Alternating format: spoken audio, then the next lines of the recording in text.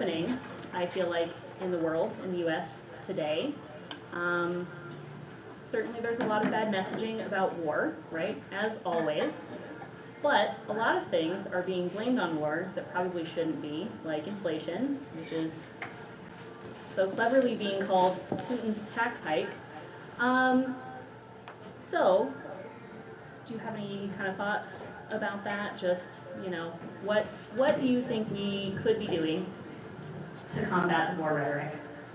Yeah, well, I was not surprised at all when, as soon as the war in Ukraine started, that the U.S. government was essentially doing everything it can to blame every problem on the war in Ukraine, and of course, as poorly as things are going in the United States because of a lot of Trump's and now Biden's policies.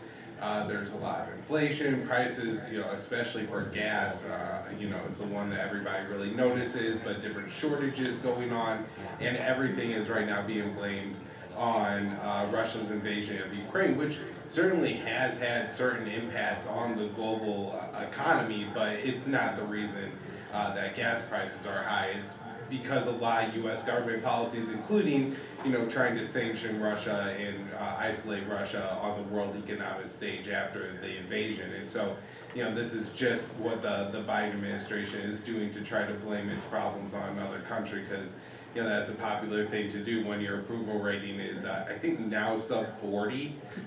It's like minus 15, I think I saw last on Real Clear Politics. It's absolutely insanely low. Yeah, it's very bad. Have you noticed in Colorado a lot of support for that sort of rhetoric? Do you feel like our governor and our elected officials are kind of like, yeah, this is totally Putin's price hike, and he had nothing to do with it?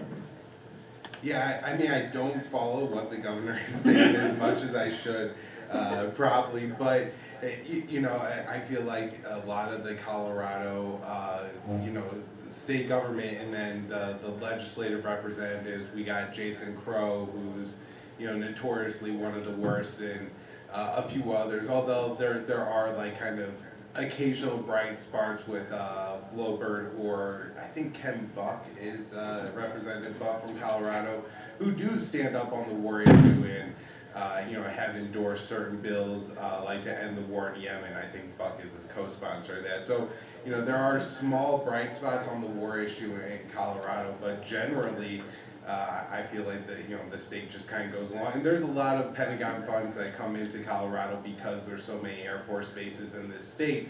But that also means that there's a lot of veterans in this state who are disenfranchised with the war. And I remember, so my boss at antiwar.com is Scott Horton, and we are at the convention in 2021. Scott gave a speech, and it must have been like 15 or 20 veterans came up to him after a speech and was like, I'm so happy to meet you. I'm so happy there's somebody saying what you're saying. I was in these wars, and this is wrong, and you're 100% correct. So, I think there's a lot of energy for the libertarian message in Colorado, even if most of the elected representatives don't show it. But I do think that's why you probably have some representatives in Colorado who are better on the issue. That's probably true. Yeah, we do have a pretty big military presence here. Incidentally, that's a good segue. We are going to work very hard to get Defend the Guard legislation through either this year or next year. Because I think that's something that really the Libertarian Party should absolutely spearhead.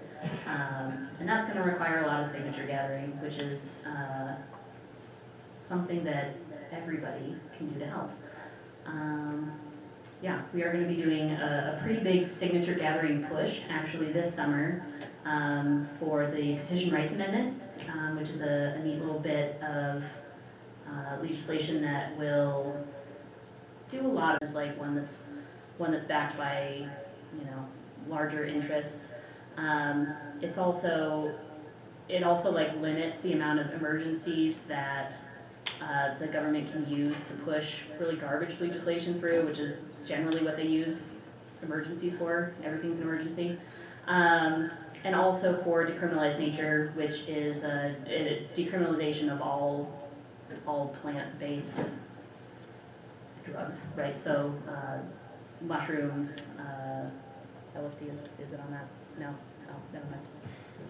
Is it mostly just mushrooms, Kyle, or is it? DMT, mescaline, Oh, yeah, like peyote. So that's on ibogaine. the, All of it. that's on that amendment? Yes, on decriminalized nature. Yeah. Wow, that's. Yeah, yeah. It's a That's really cool. good That's one. funny. I feel like, are they intentionally not leading with that? I feel like that's kind of huge. Well, there are a couple of initiatives that are going around right now that people are working on getting. One is funded quite a bit, and they have paid volunteers. That one is, I can't remember what that one's called, but it sets up a regulatory structure to use psilocybin mushrooms specifically as an outpatient treatment for like PTSD and depression and things like that, which is really great. But it doesn't decriminalize everything across the board, and that's what decriminalized nature does do, which is why we're trying to throw our support behind that one, partially because they don't have paid volunteers and partially because it's a lot broader. Yes. Decriminalized nature, is that separate from the petition rights amendment? yes, Okay, yes, yeah, that's- no, they're, sorry, I was they're, like, yes, they're whoa, two the two petition separate rights things. The amendment. petition rights amendment is that's a Decriminalized different nature. thing, but that's gonna hamstring the government Cool. a lot. So we do wanna really throw our support behind that. Yes, and then defend the guard, which I don't know if we'll be able to work out for this year, but certainly, you know, next year if we can. Also, we will be able to do that next year if we get the petition rights amendment on the ballot and passed. That allows you to petition any part of the government, including school boards and special districts, once a year, which is awesome. You can't currently do that. Yeah, so, do you have any thoughts on the war in Ukraine? Oh, I have a lot of thoughts on the war in Ukraine, but I'll try to keep it short. You know, one really great thing about the current direction and messaging of the Libertarian Party is that it is once again staunchly anti-war, and that does mean anti being involved in Ukraine, including shipping weapons to the Ukrainian government, which you know, when I was in Reno at the Libertarian Party convention, I was surprised to find some people who were actually, you know, for those kind of policies. And so it's absolutely great to see the hardcore messaging that we have from the Libertarian Party. And, you know, the Libertarian Party of Colorado has led the charge and has been on that. You know, if you go on the Twitter world and you look at all the Libertarian Party accounts, the Libertarian Party of Colorado has been one of, if not the boldest, messaging on the war issue, which has been just so important. And so now that the National Party is willing to pick that up and really amplify that message, I think is really important and something that I'm really looking forward to as, you know, the party grows under Angela McArdle's leadership. And so really happy that, you know, I'm out here today to talk about all this because it's such an important issue that doesn't get enough attention, but you know, the party is finally putting it front and center. And look, if we're talking about inflation, I know that in the past few years, a lot of the government spending has gone to these ridiculous COVID bailout plans where they just threw money everywhere. And of course now, if you know, some former athlete took an extra $1 million, that's the person they're going after when, you know, the people that got away with billions of that funding are of course gonna, you know, hire lobbyists to be sure that nobody ever goes after them. But you know, kind of the lower rung people are going to get taken out for the abuse of that, you know, COVID relief funds. But, you know, we're talking $1 trillion a year, every year for the war, and this has been going on for 2-3 decades now, these, you know, wars in the Middle East and things like that. And so that interest is compounding and is a big part of why we're facing the inflation that we're facing today. This is what Ron Paul was talking about when he was telling the Americans, you know, in the 1990s and in the 2000s, you know, disassemble the empire and then saying, you know, don't go fight these endless wars overseas because eventually the bills from these wars are going to come due, and they have, and we can't pay for them, and so now everything's getting a lot more expensive.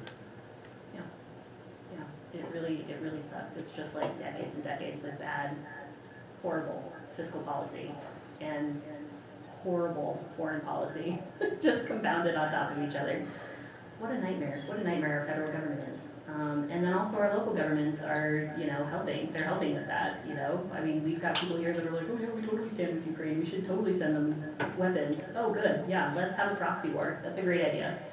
You know, like, they sent 40 billion to Ukraine, I believe, I think the recently, right total is about 53 billion, but it's hard to say what's actually, so some of the weapons that we're sending are going to Poland, and then Poland is sending weapons to Ukraine, and so it's kind of hard to count all of it, but yeah. Little backdoor, yeah, you know, oh, we're sending it to Poland and not Ukraine.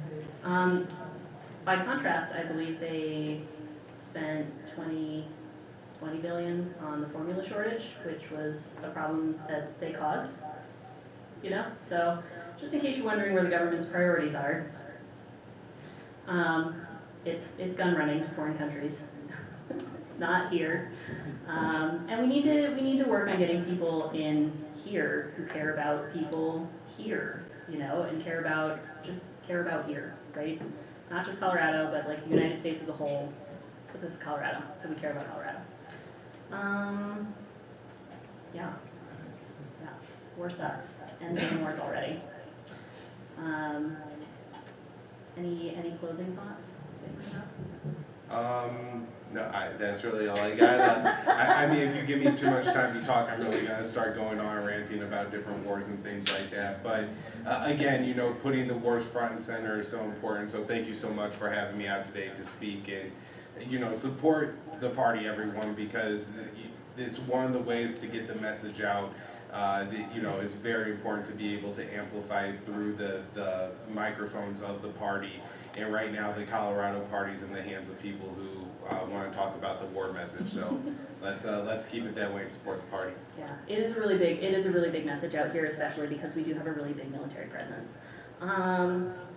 So I have one handout. I'm gonna show you guys. This is not related to war, but it says print guns, not money. And we've got a bunch of stuff on the back about Second Amendment rights and gun control, and even a little bit on the travesty that is mass shootings, but how taking guns away doesn't really fix that problem. It just makes things worse for people who are vulnerable. This is the first. We are redesigning some handouts for all of our affiliates if they are going to have outreach tables in their areas. We're designing one on war. We're designing one on food freedom in Colorado because I think that's a really important thing here. We have a lot of farmers, and we want to try to support independent, decentralized farms as much as possible. We have a couple more. What are the other ones? We have a new merch flyer. We do have a new merch flyer. Because we have really awesome merch. Just in case anybody can't see, this is one of our awesome designs from LP Colorado. Hannah is also wearing one that says "In Rothbard We Trust." That is really awesome. So these were designed by an LP Colorado member, his girlfriend. He is currently stuck in Russia, actually, due to the due to the Ukraine situation. But we have a whole bunch of designs, and if you donate today, our top 3 highest single-time donors are going to get their pick of LPCO merch. So the first place winner is going to get a hoodie, a t-shirt, and a mug. Second place is going to get 2 t-shirts. Third place is going to get a t-shirt. And if we get enough, just like little small single donation, $5 helps, guys, even if it's just 2, 3, $5. We may do a little raffle at the end for the smaller donations, and somebody will get an awesome t-shirt. Also, we're doing the same thing for people who do monthly donations. We do have a handful of monthly donors right now, but the monthly donations really help us, you know, kind of keep things going throughout the year. So, highest new monthly donor will also get a really awesome LPCO t-shirt. So, We're looking for designers. and we are looking for designers. I always forget about that. So, so we are looking for designers. If you have really awesome Liberty designs that you want to put on t-shirts, let us know. Let us know. Jacob? Hey, Aaron, where Yeah. can people go to donate to our awesome party? Yes, Gavin, jump in, please.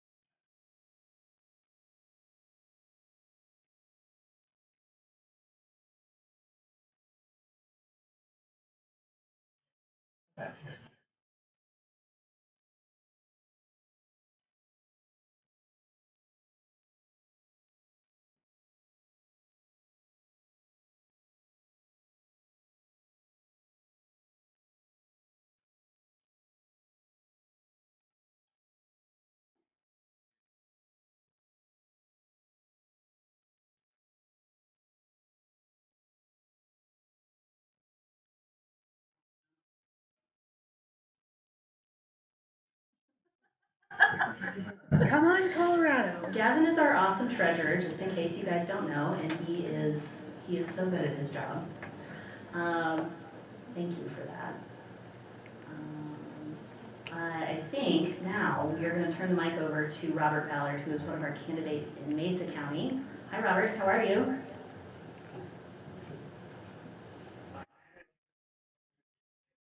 Yes.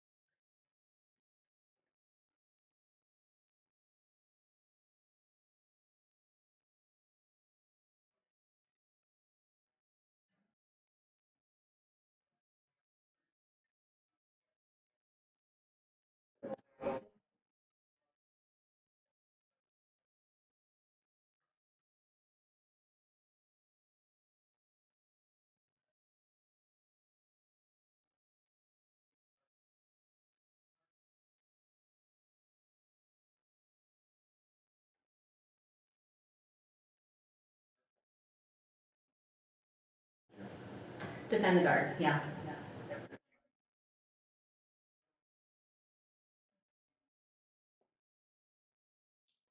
Robert is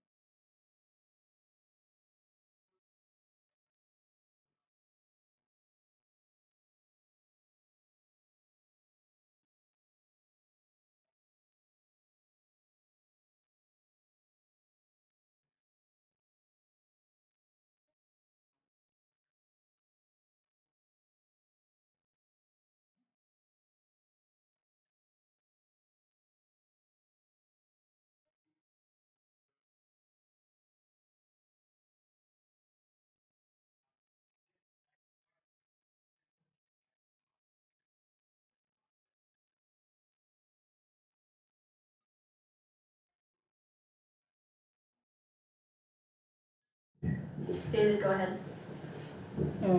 Yes, what's your website and what are the limitations on fundraising?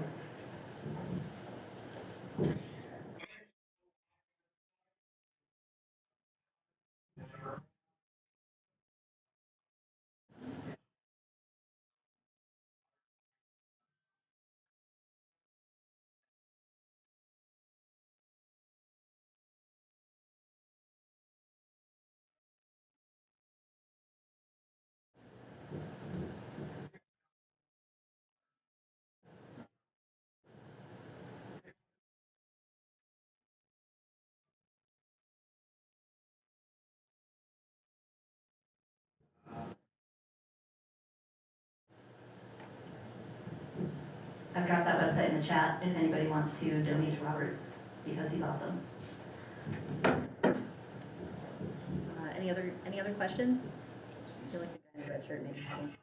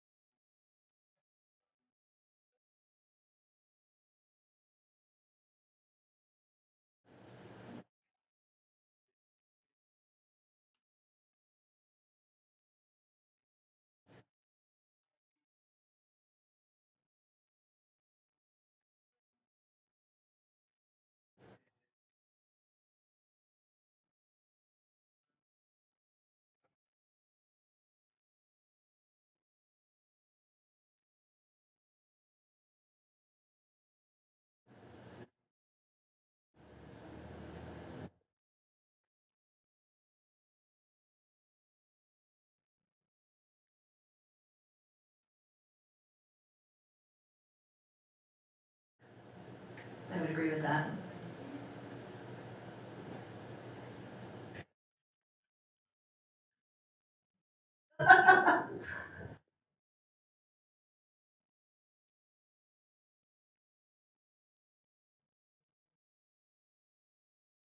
Thank you so much.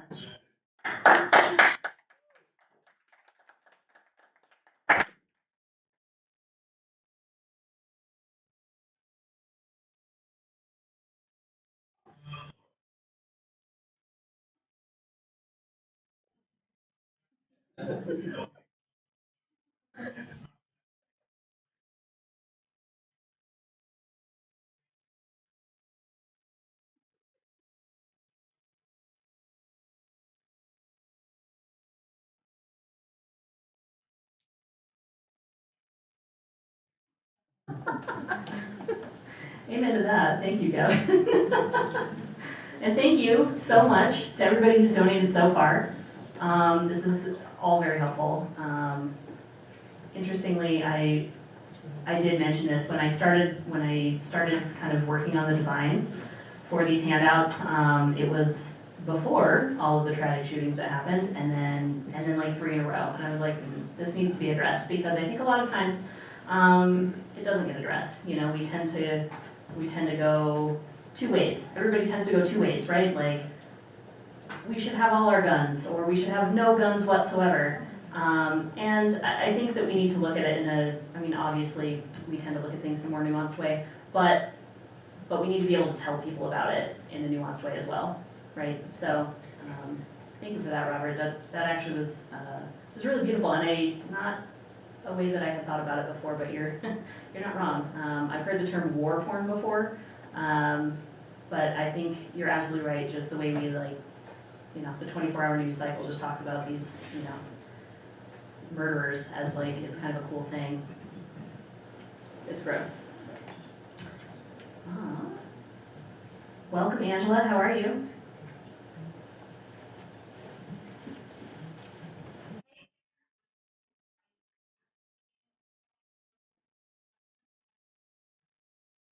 So much.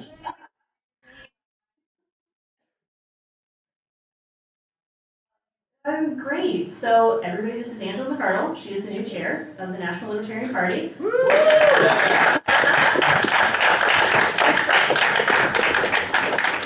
And I know that Angela is very big on changing the messaging that the Libertarian Party uses. A little bolder, a little stronger, a little less concerned about offending people who hate us anyways.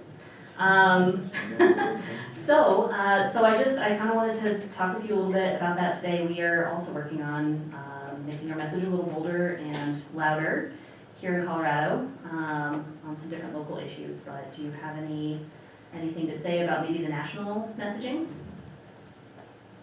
Absolutely.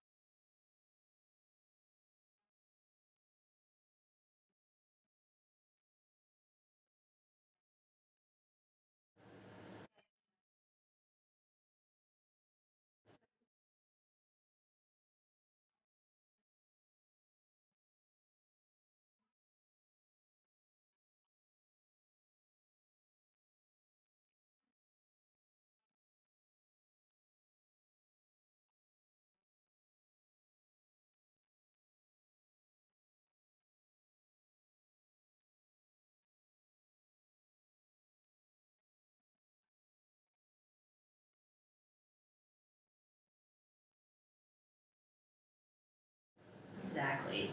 Exactly.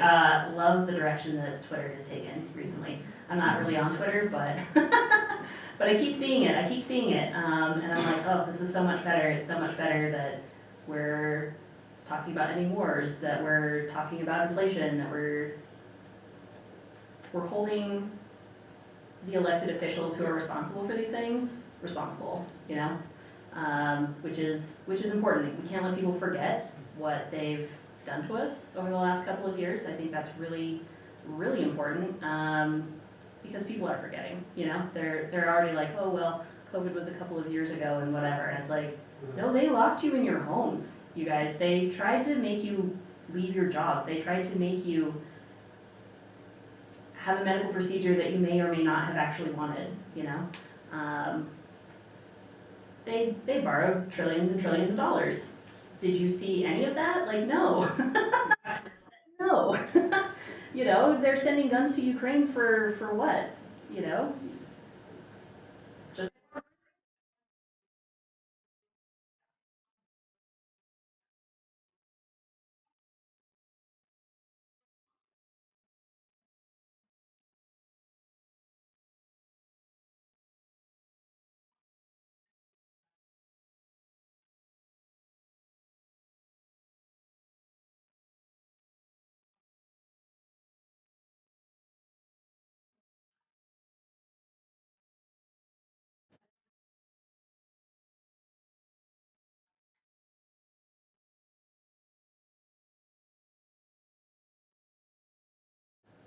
definitely.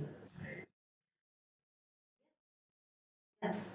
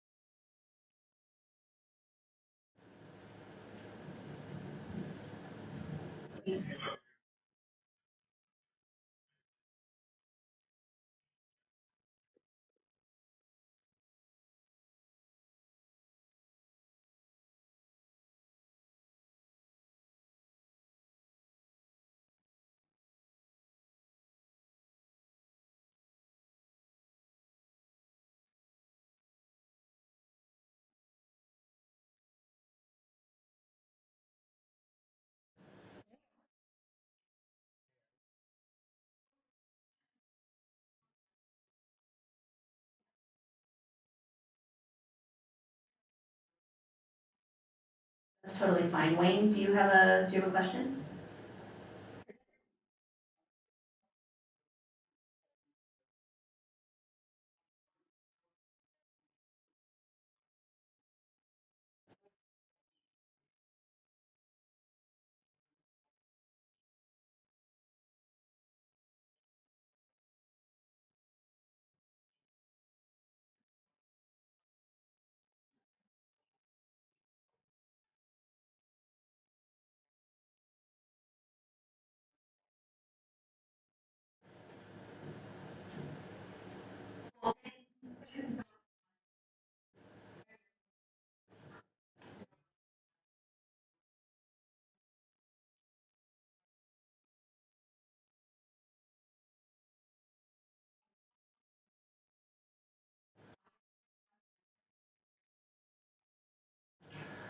Did you hear that, guys? We're the friggin' best. Hey Angela, the messaging is great, but one of the things I'm most excited about with you is the new direction administratively that the party is taking. Could you say something real quick about how things were being run and how you're going to do things differently?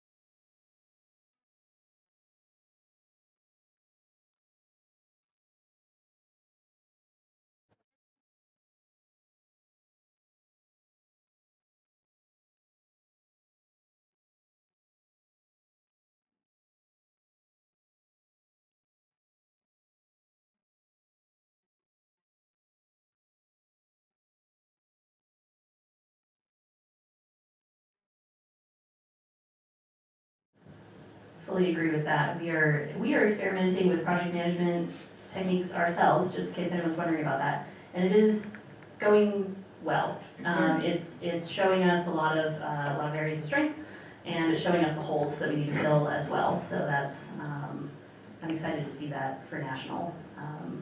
And also, it's a good way to just keep on track of like just have a high level idea of what everybody's doing, you know, and that's a good thing.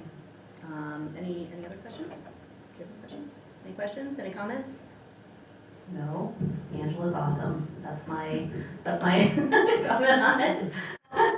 We're just really excited overall for your leadership and your plan. Woo, Angela!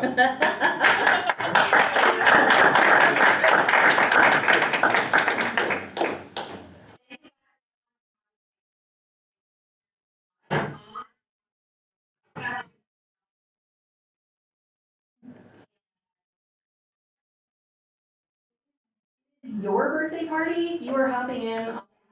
Happy birthday. Happy birthday, Angela. You're amazing. Thank you for coming in.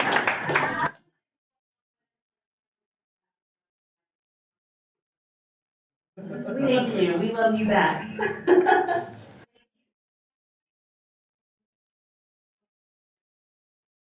At lpcolorado.org. Nice, nice.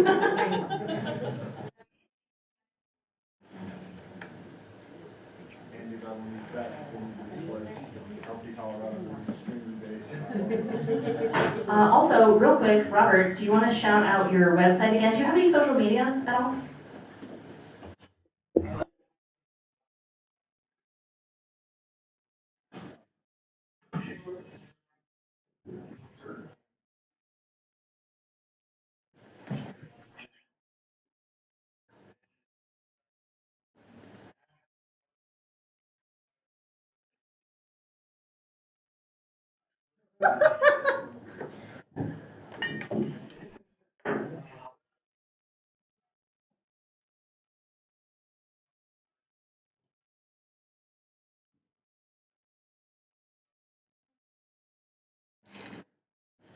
Is it?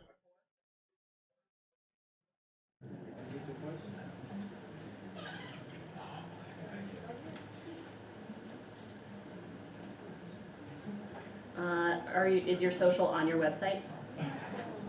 It is. Cool. Everybody donate $5 to Robert Ballard. He needs it, and he's awesome.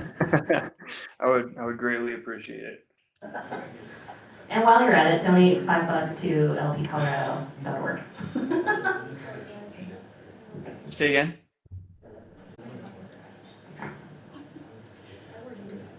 Is anybody watching on YouTube? Are we having sound problems on YouTube? Sorry, guys. Want to talk about videos? Oh, sure. Yeah. So one of the things that we are going to use the funds we raise for today is we want to make a series of social media videos explaining some of the issues that are affecting Coloradans that don't get a fair treatment in the mainstream media. The first one we're going to do that we have an idea for is a video on the cost of housing in Colorado and why it's so expensive. We actually have a brilliant director in the back, Mr. Gus Cantanero, looking around. Gus actually did our videography and photography for our convention this year. So if you saw any video from our convention, that is thanks to Gus. You saw how good it looked. So we are going to work with him to make a video about that and some other things that we're hoping can just be used as ready-made campaign materials for any candidates to pass out and say, oh, you're upset about this issue? Here's the actual truth about what's going on with it in a really digestible way. So appreciate your support. Again, lpcolorado.org. Yes, one of the things that we're going to do with our website upgrade is have a learn more page, because right now it's a little bit challenging to find more information about the Libertarian Party. So we're going to have different planks, if you will, little educational bits, short videos. They're easy and digestible, but we'll pull people in and give them a little bit more information about what is really going on. You know, I mean, everybody knows that everybody knows the talking points from both sides, and some people really buy into that, and a lot of people just, they kind of do, but not really. It doesn't answer all their questions. So hopefully we can open people's eyes a little bit more that way.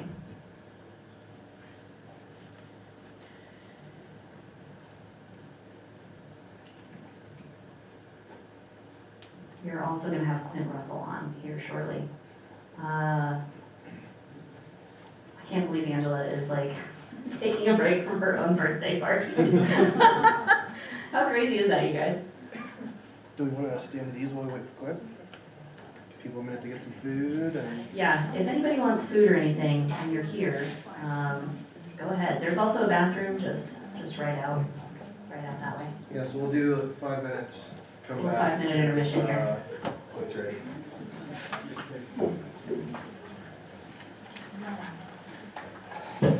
Literally every time I've moved to recess at LP Colorado, I've had expectations.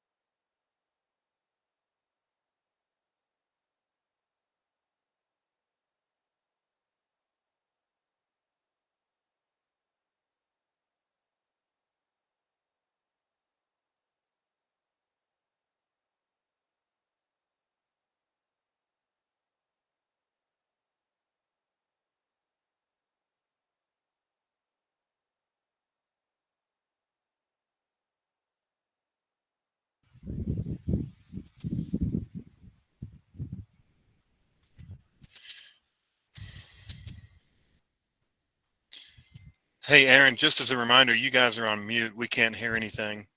So when you start back up, I'm sure you might be aware of that, but just as a reminder.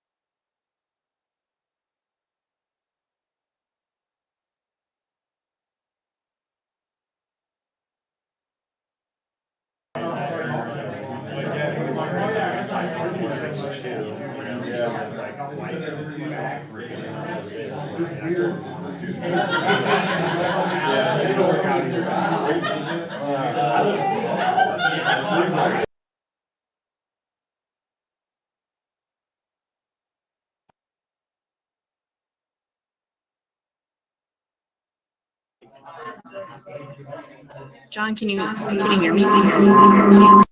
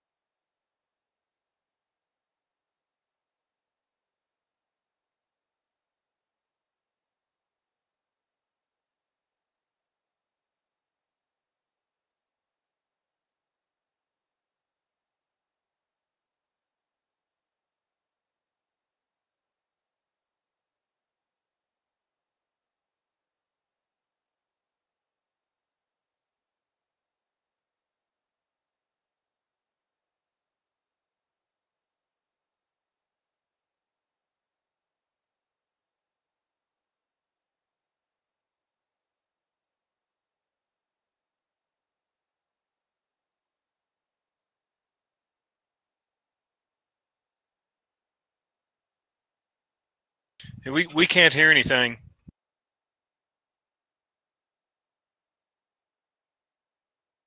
There you go. Yes, thank you. Before we start, Bennett, hold on one second. Gavin, do we have an update on our total so far? Absolutely. I was just looking at that. We are, let me refresh. We are approaching the $1,000 mark. We've got 18 people donated and nearly $1,000. And here's the way I look at it. We're not known for being the party of almost good enough, right? Let's break $1,000, and so we can say that we raised over $1,000. Just someone get us over the hump. All right. What's our highest Thanks, donation guys. so far? What's our highest donation so far? Good question. You're asking. Let me see. Gross volume.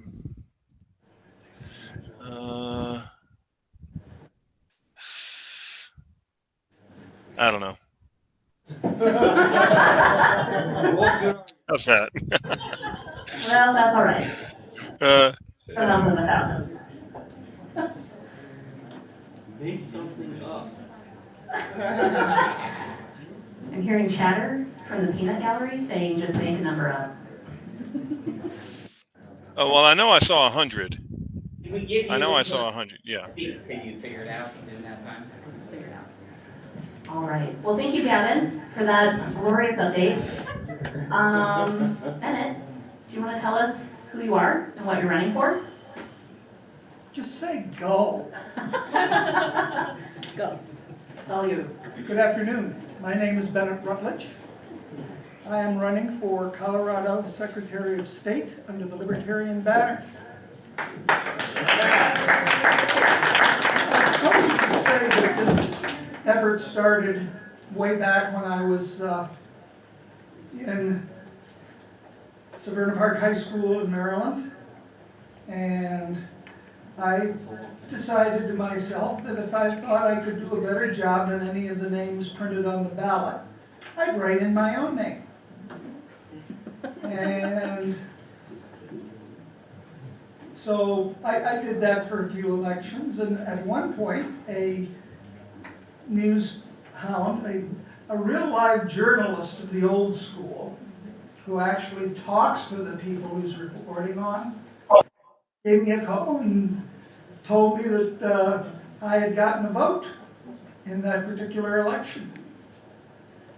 And I was pleased as punch, simply because it was feedback that somebody had paid attention to my vote. And yeah, even if somebody writes in Mickey Mouse or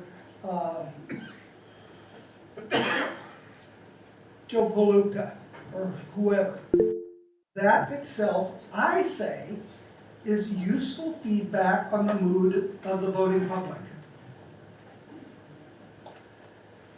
So I think very highly of the concept of the write-in vote. Later on, I learned that in ancient Greece, you scribbled something on a piece of broken pottery and tossed that in as a vote. In fact, that's where the notion of a ballot came from. So, up until quite recently, actually, all votes were write-in votes. But when I came to Colorado, I encountered some, quote, elections, unquote, where there was exactly one candidate, and you either voted for that candidate or you had no say at all in that, quote, race, unquote. And that annoyed me. It didn't actually reach the point of explosion until last fall, when I got a ballot, and there was nothing on it except for two races. One for the mayor of Centennial, The only name was Stephanie Pico. You either voted for that person or you had no say in the mayor of Centennial at all. The other was City Council for District 2. That name was Tammy Maurer. You either voted for that person or you had no say in the councilman for District 2 at all. Now, maybe it's because this is a family thing for me, because the name Edward Rutledge appears in the South Carolina delegation for the Declaration of Independence, and because that Declaration of Independence talks about government deriving its just powers from the consent of the governed. But I say that that's not an election. In fact, Black's Law Dictionary, 5th edition, which by the way was published before a certain President William Jefferson Clinton, made it fashionable in the legal circles to quibble over what the meaning of the word is. And it says that an election means having a choice. And it's also a personal thing because back in a previous century, in a city far, far away, I swore an oath to the Constitution of the United States. More recently, in this century, here in Colorado, I made a similar pledge to the Colorado Constitution. And that says, all elections shall be free and open, and no power, civil or military, shall at any time interfere to prevent the free exercise of the right of suffrage. Suffrage, that means a man being able to vote for anyone he wants to.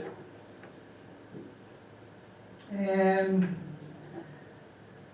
I've had the experience of noticing that there is a write-in vote available on a particular ballot, and knowing that there are laws in this particular state that you have to file an affidavit to be a write-in candidate, and you have to file it 120 or 67 or 64 days before election day, depending on the circumstances. And that if a person has not filed an affidavit to be a write-in candidate, any write-in vote for them is not to be counted. So I would ask the election judge, okay, who are the recognized write-in candidates for this particular race? They couldn't tell me. A little bit later, I myself was the election judge. And I phoned into election headquarters, the Arapahoe County warehouse, as they call it, and asked, who are the write-in candidates who would be recognized and who would actually count if someone wrote in their names in this race? And they couldn't tell me. I'm sorry, but in spite of the admonishments of the deputy counsel for the city of Centennial, that I have no business putting forth an opinion of legal significance because I'm not an attorney, even when I'm reading it straight out of Black's Law Dictionary. I say this not only does not meet the definition of election, I say it makes a joke out of the notion of government deriving their just powers from the consent of the governed. Total joke. So, that's why I am running for Colorado Secretary of State. And understanding that the people of Colorado are very annoyed with people who make lots of campaign promises. I'm keeping my campaign lead. I promise that I do not believe in nor advocate the initiation of force as a solution for political or social issues. I promise that I will support the Constitution of the United States against all enemies, foreign and domestic. I promise that I will do the same thing for the Constitution of Colorado. And any other promises you hear me make, I will have very carefully considered ahead of time to make sure that they mesh with those three promises. And that is why I will also promise that during my watch, you will never be embarrassed by being handed one of these elections, which is where the outcome is foreordained even before the first ballot reaches a single voter. And yeah, I still got a little time. Just for the record, last fall, I filed with the Arapahoe County Courts a protest of election, saying that this does not work as an election. And so the deputy attorney for the city of Centennial, but by the way, the respondent in this action was the city clerk of the city of Centennial, because she's the one who actually designed the ballot. And so, first off, it seems that I can't bother with her because the law is the law, and she had to do it that way.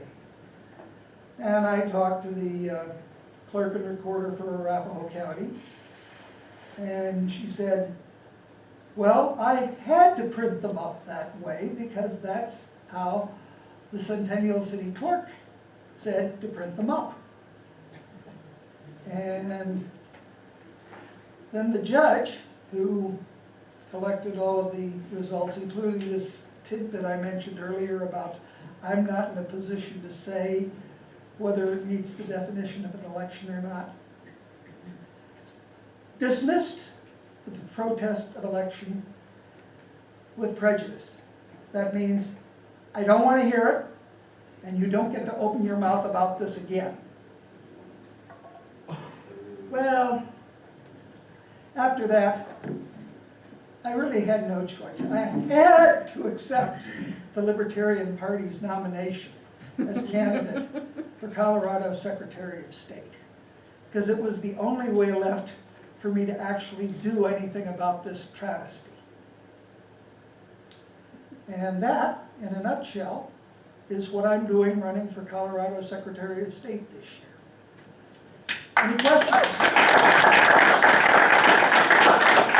have a question, Emmett. Do you have a website? Not yet. Okay, I'm looking for a volunteer to help me do that. excellent. What else do you need volunteer help with? A campaign manager, a campaign treasurer. That particular is going to be tough because a campaign treasurer, and I've been a treasurer before under Colorado campaign political finance rules, is under a lot of pressure. Yeah. If you miss a report filing deadline by even a few minutes, the fine is $50. And that goes up by $50 every day thereafter. And if you make any sort of other flub in the Treasury records, the fine can be 5 times the amount of the foul-up. So no pressure, anybody who wants to volunteer for that position. And of course, volunteer coordinators and general. Yeah, that sounds hard. Who would want that job? Well, that's the gimmick. the Republicans and the Democrats can hire pros to do that job. The Libertarian Party is not in that position yet, even with the amount we've raised so far today.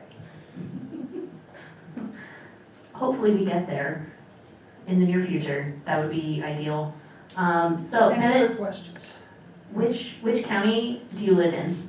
I live in Arapahoe County, Oh, that's right. and there are more than 160 instances of similar, call them anointings, last fall across the state of Colorado. Yes, sir.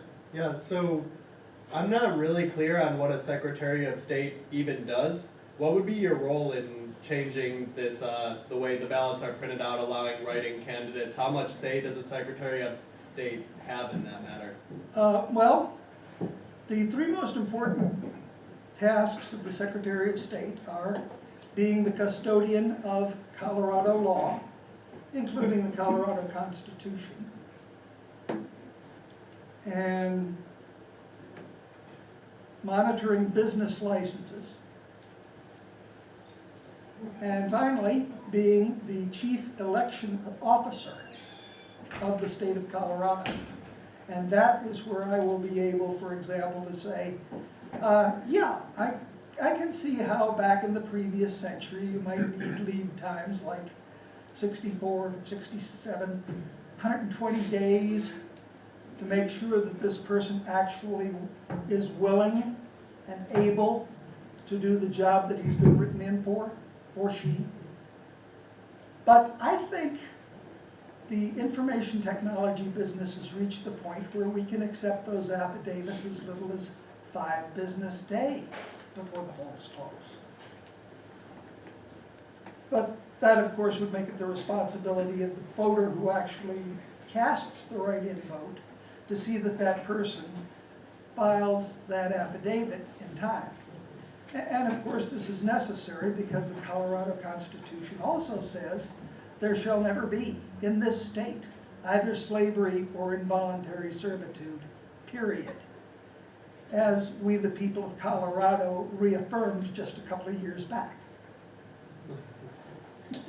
So, it is 5 minutes past the hour. Thank you very much, Bennett. We really appreciate you coming up here, and we thank very you. much appreciate your run. And thank you very much for your kind attention.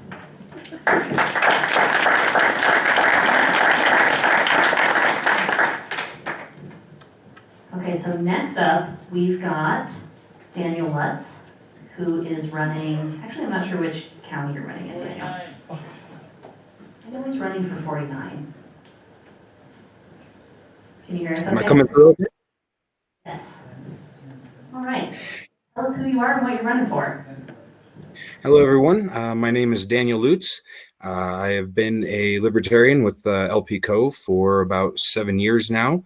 I am running for Colorado's General Assembly, House District 49, that lays over Clear Creek, Gilpin, part of Boulder, and Larimer County.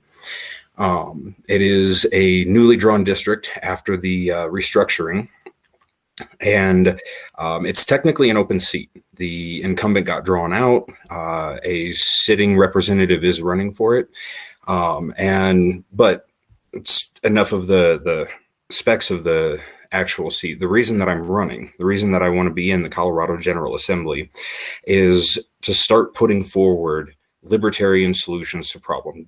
Show people that the solutions we have can work, do work. We get them listening to a few things that we have some common ground on, and we can start the movement going. Marshall Burt up in Wyoming has been doing fantastic with this. I want to replicate what he has done up there down here, and there's a couple of specific areas that I know we can make traction in. And a lot of that actually has to do with the state's funding. As a lot of people know, the spending of the General Assembly in the state has just, it's a major concern for a lot of people. There's not a lot of oversight. I mean, not as there's not for government, there's not a lot of oversight. There's not a lot of actual digging into fraud, waste, and abuse. I spent 10 years in the federal government between the VA and the DOD. And in that time, I have seen so much fraud, waste, and abuse. Just the churning out of taxpayer dollars, because they know they don't have to earn it. I would love to start by, I'm not sure if too many people are aware of this, but I've been talking with a lot of local fire districts. And funding for them has been a major problem. Typically the solution, firefighters, I give them credit, at least they will go and do some fundraising. They will ask the community for money. And this is what we want to encourage more of. But there is a situation that exists here in Colorado and other states with the federal government called PILT money, payment in lieu of tax, where counties that have federal lands receive a certain chunk of money in lieu of the property taxes that they would get. Our ultimate goal is to shift off of this entire theft taxation system. But we've got to show, one, that we know how to spend the money better. We know how to track it better. And two, we've got to start showing that there are places where this can be done. My recommendation is we start easy. Parks, funding for refurbishing parks and stuff like that. Throwing out proposals of, let's set a ticking clock of 6 months, a year, something like that, where we go on a fundraising drive. We see how much people are willing to donate. And if we can meet the mark, we don't have to tax anybody. We need to start proposing these kind of solutions. And the best place to propose them from is going to be state legislatures and county commissions. And to do that, we're going to need two things primarily. We need donations and we need volunteers. Money and human power is what drives these campaigns over the finish line. And I love that the party has actually set this up, this fundraising and money bomb. This is a fantastic thing. Real quick, I want to say everyone give Aaron a round of applause as fundraising director.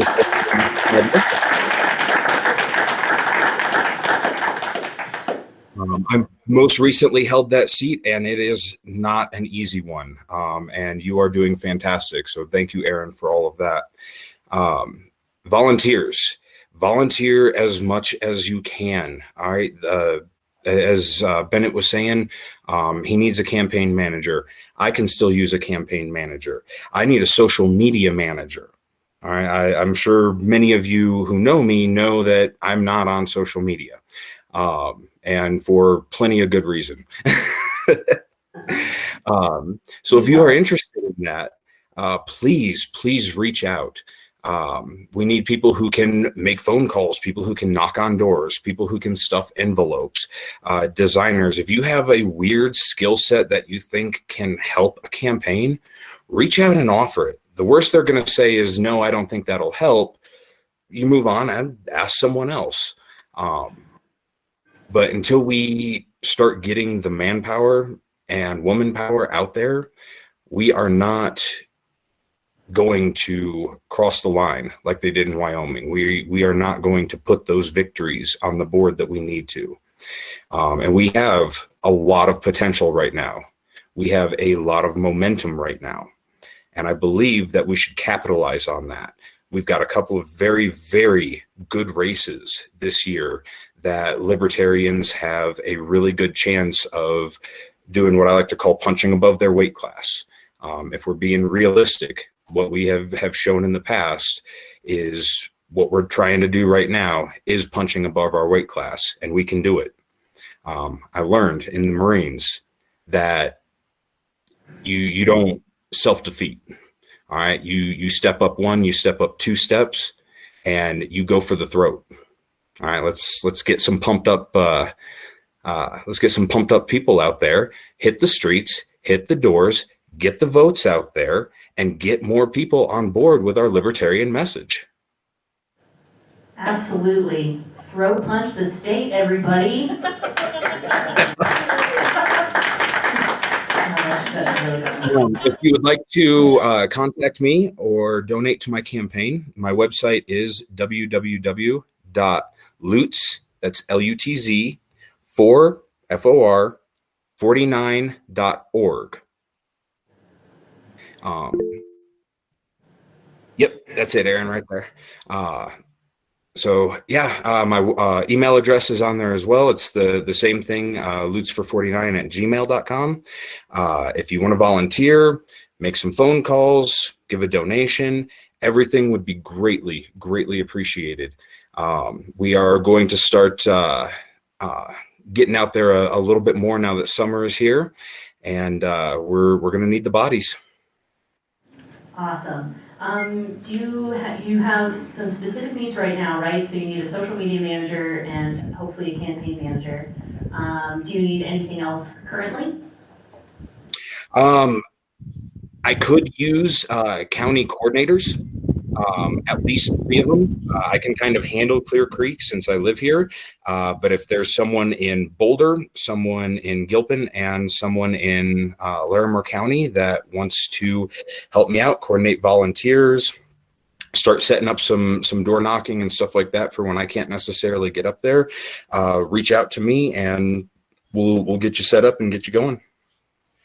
Awesome. And once again, FOR 49.org to donate. Let's all send them $5, guys. Let's do it. Yeah, hey, Aaron, if I may, I'm a loyal Lutzian. I made a 4-figure donation to his campaign that includes 2 decimal places, but it's still 4 figures.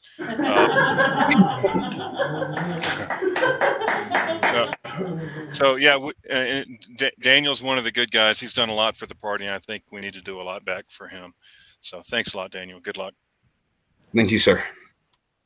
Yeah, thank you, Daniel, for coming on. We really appreciate it. Thank you, Aaron. And thank you, everyone here who came out for this. I would love to have been there in person. I am with the kiddo tonight, so that has got me mountain bound. So everyone give a strike for liberty for me tonight. And yeah, let's get it moving forward. Yes. Hey, Aaron, I've also got an update, so whenever you're ready for that. Just 1 second.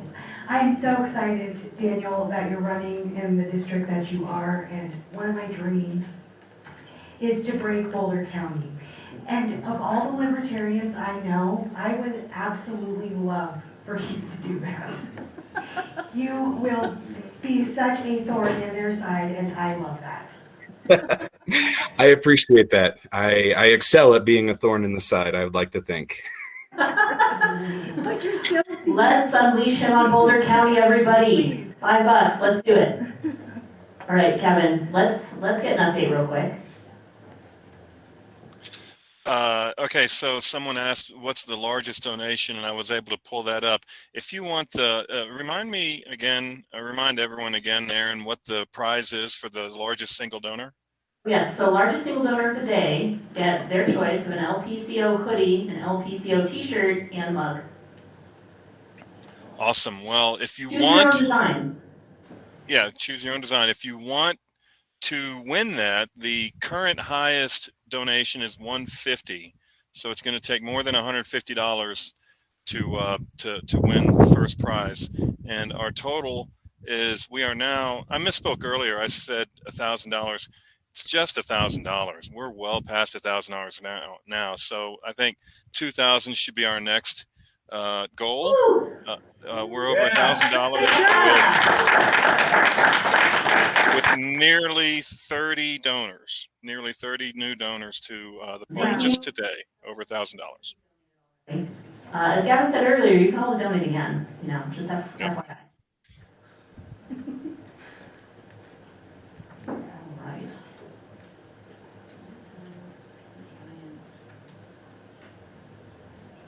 Do you want to talk to him?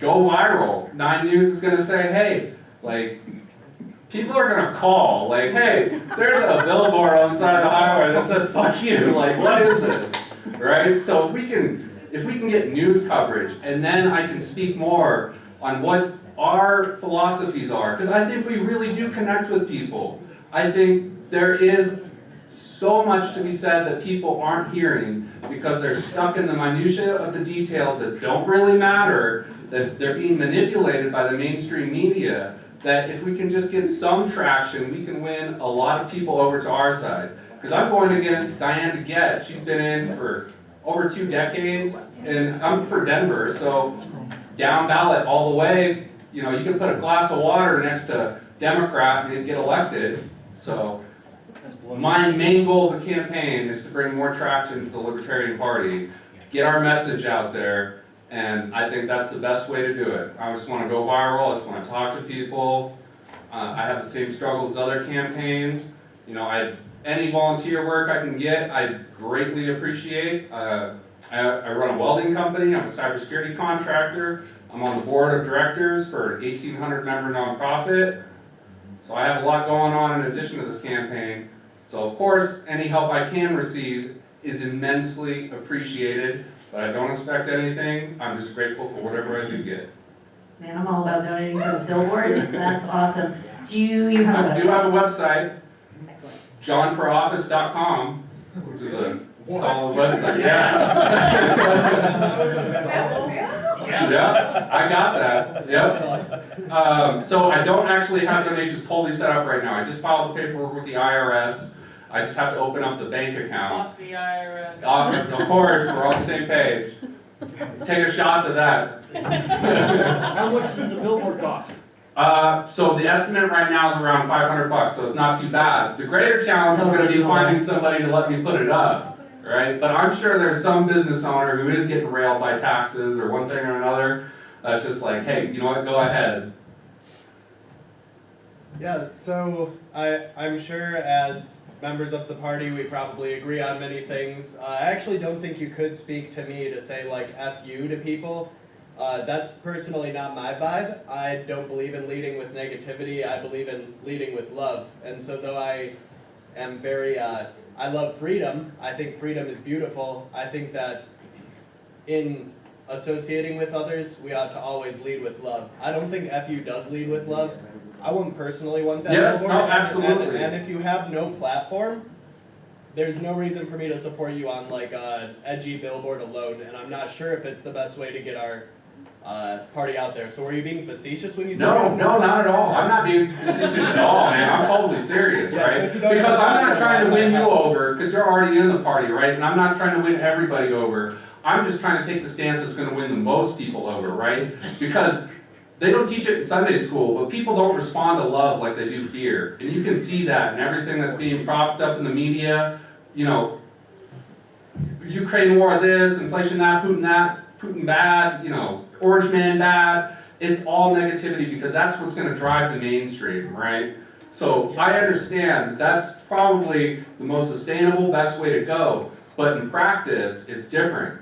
You know, if you really want to win hearts and minds, you have to resonate with them, right? Because there are politicians that are going to be pushing fear in their campaigns, and they're going to get a lot more traction because people are going to say, oh, not my children seeing this, or, oh, I do want my children to see this, you know, let's drag them to drag shows or whatever, you know. There's this division over silly topics that don't really affect our lives. That's just ridiculous, right? So I am taking the stance that is radical, but I think it's going to reach the most people.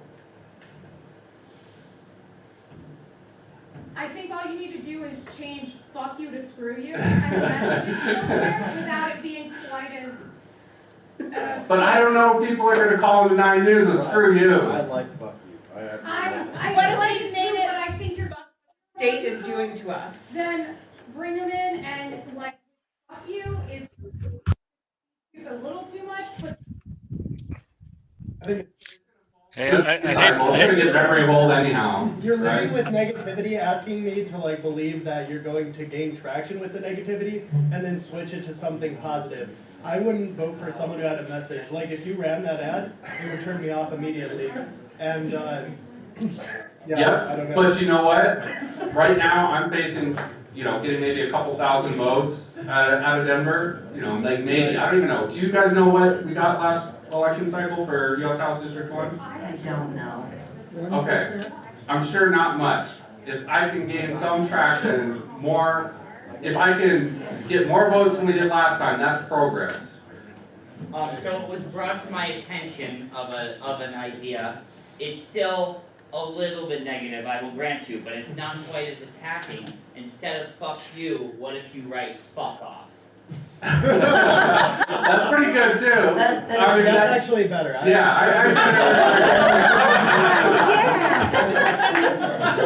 He's on board now.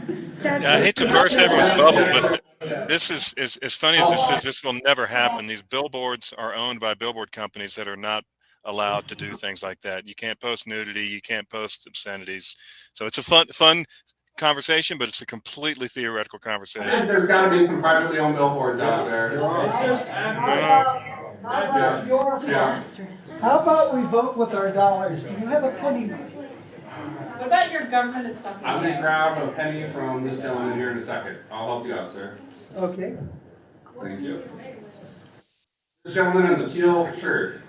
I said, how about your fuck? Oh, your fuck's pretty good too. I kind of like fuck off. I mean, we'll spitball this together, guys. So I think the major issue, even beyond like the messaging, is you also told us you have no platform, and that's what I was asking. Like, is that No. So that was when they first approached me because I had not considered it yet. It was at the state convention. I had no consideration, so I was trying to give them reasons, like, be honest with them. Hey, are you sure I'm the best person for this? Because I'm just this guy at this convention. You know, here's, you know, this, that, and the other. Kyle knows me, Eric Mulder knows me, and they said, no, like, we believe in you, like, you should do this. So I'm here. Okay. What is your top platform? What's the one message that you want to get out to people? Education for sure. Because that really resonates with everybody. Everybody wants their child to have a good future. And the education system as it is right now affects poor and underserved communities more than anybody else because the rich can't afford to send their kids to school. And education is the greatest determining factor in a child's future. Right? If you wanted to, not knowing the kid's face, not knowing their history, just gauge their future, try and guess their history more than anything, look at the education they received. Look at the institution they went to, and that is the greatest determining factor by probability in what their future is going to be. So what do you campaign on as a libertarian with regards to education? School choice. We should just have vouchers, right? Parents should be able to decide. I have a family member, and they lie about where they live. They had to work out a deal with somebody to receive mail for their cell phone and a bunch of their utilities, like a bunch of stuff to an address that they didn't live at, just so they could take those letters to the school and say, we live here, let our child come here. And that was because they lived on Colfax in a very poor, rundown part of Colfax. And the school there was just egregious. It was a horrible school, and they did not want their child to go there and basically be pigeonholed, like, you know, socially and just the education, everything. So they drove every day 40 minutes, like, each way. So that's almost an hour and a half. You know, some parents do have that drive, like, they really care about their child's education. And if they're in a poor neighborhood and they want to give their child a better future, it shouldn't be up to the government to say, no, your child's stuck going here, you know, your child's screwed, despite your wishes, right? Fair enough. I'm a big fan of school choice, personally.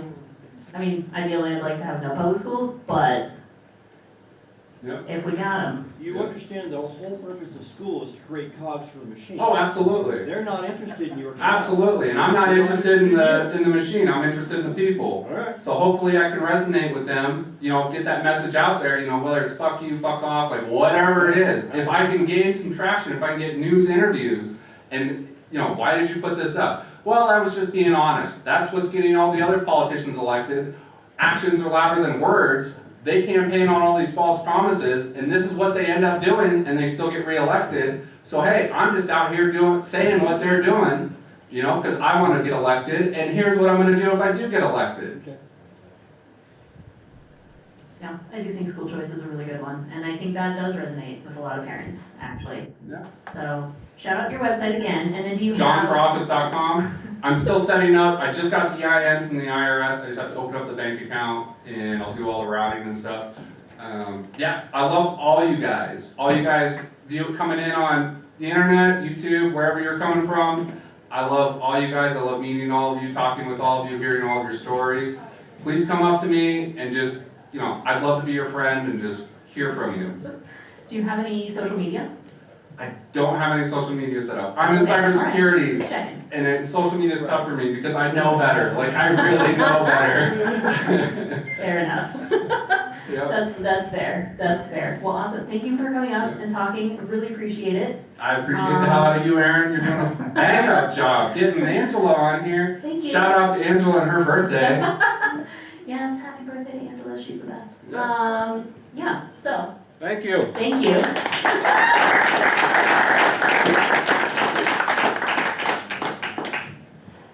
Kevin, do we have any updates? Not at the moment. I will pull that up here in just a moment. Caught him off guard. Kevin, do you want to come up? Yes, ma'am.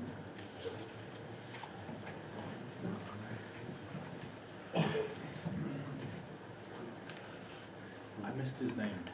What was his name? John. John, I have your thing up here. Oh, yeah.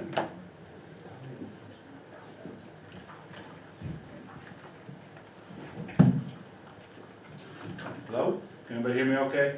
Everybody here? You guys good? Yes? Hi. I'm Kevin Ryszkowski. Thank you all for being here. This is a delight. The last event I got to go to had one single person who showed up. And man, him and I had quite a nice conversation. But it's nice to see so many smiling faces here. So, what should I talk about? What are you running for? Oh, yes, I'm running for the big seat. I'm running for governor of the whole state. And in other areas of my life, I am a high school teacher. I used to be a middle school teacher, and before that, an elementary school teacher. So my number one plank is on education, equitability, school choice. And I have lots and lots and lots of thoughts on that. The first one is to get together all of the stakeholders in education, rural, urban, poor, wealthy, middle class, the whole Megillah, get them together and find out how to best serve these communities. Because as was mentioned earlier, it is a machine to create servants, essentially. It's the old Prussian model. I'm a history teacher, so if you want, I can give you the whole lesson on the Prussian model from the 1880s that the American school system is built on. But that is it can be argued that it was a good system at one point, but it is no longer the system for the 21st century. So ideally, I would love to see something be changed in that arena. That would be my primary drive. Second to that, we have energy, is preserving Colorado's energy. We have an absolutely astounding state. In that one person I got to go visit, I got to drive out to Buena Vista and to be reminded of how beautiful Colorado is. I grew up here. I'm from Chicago originally, but I moved out here when I was 5. So Colorado is home, and we live in an extraordinary state. And we live in an extraordinary time. We have more luxury than the royalty of not 150 years ago.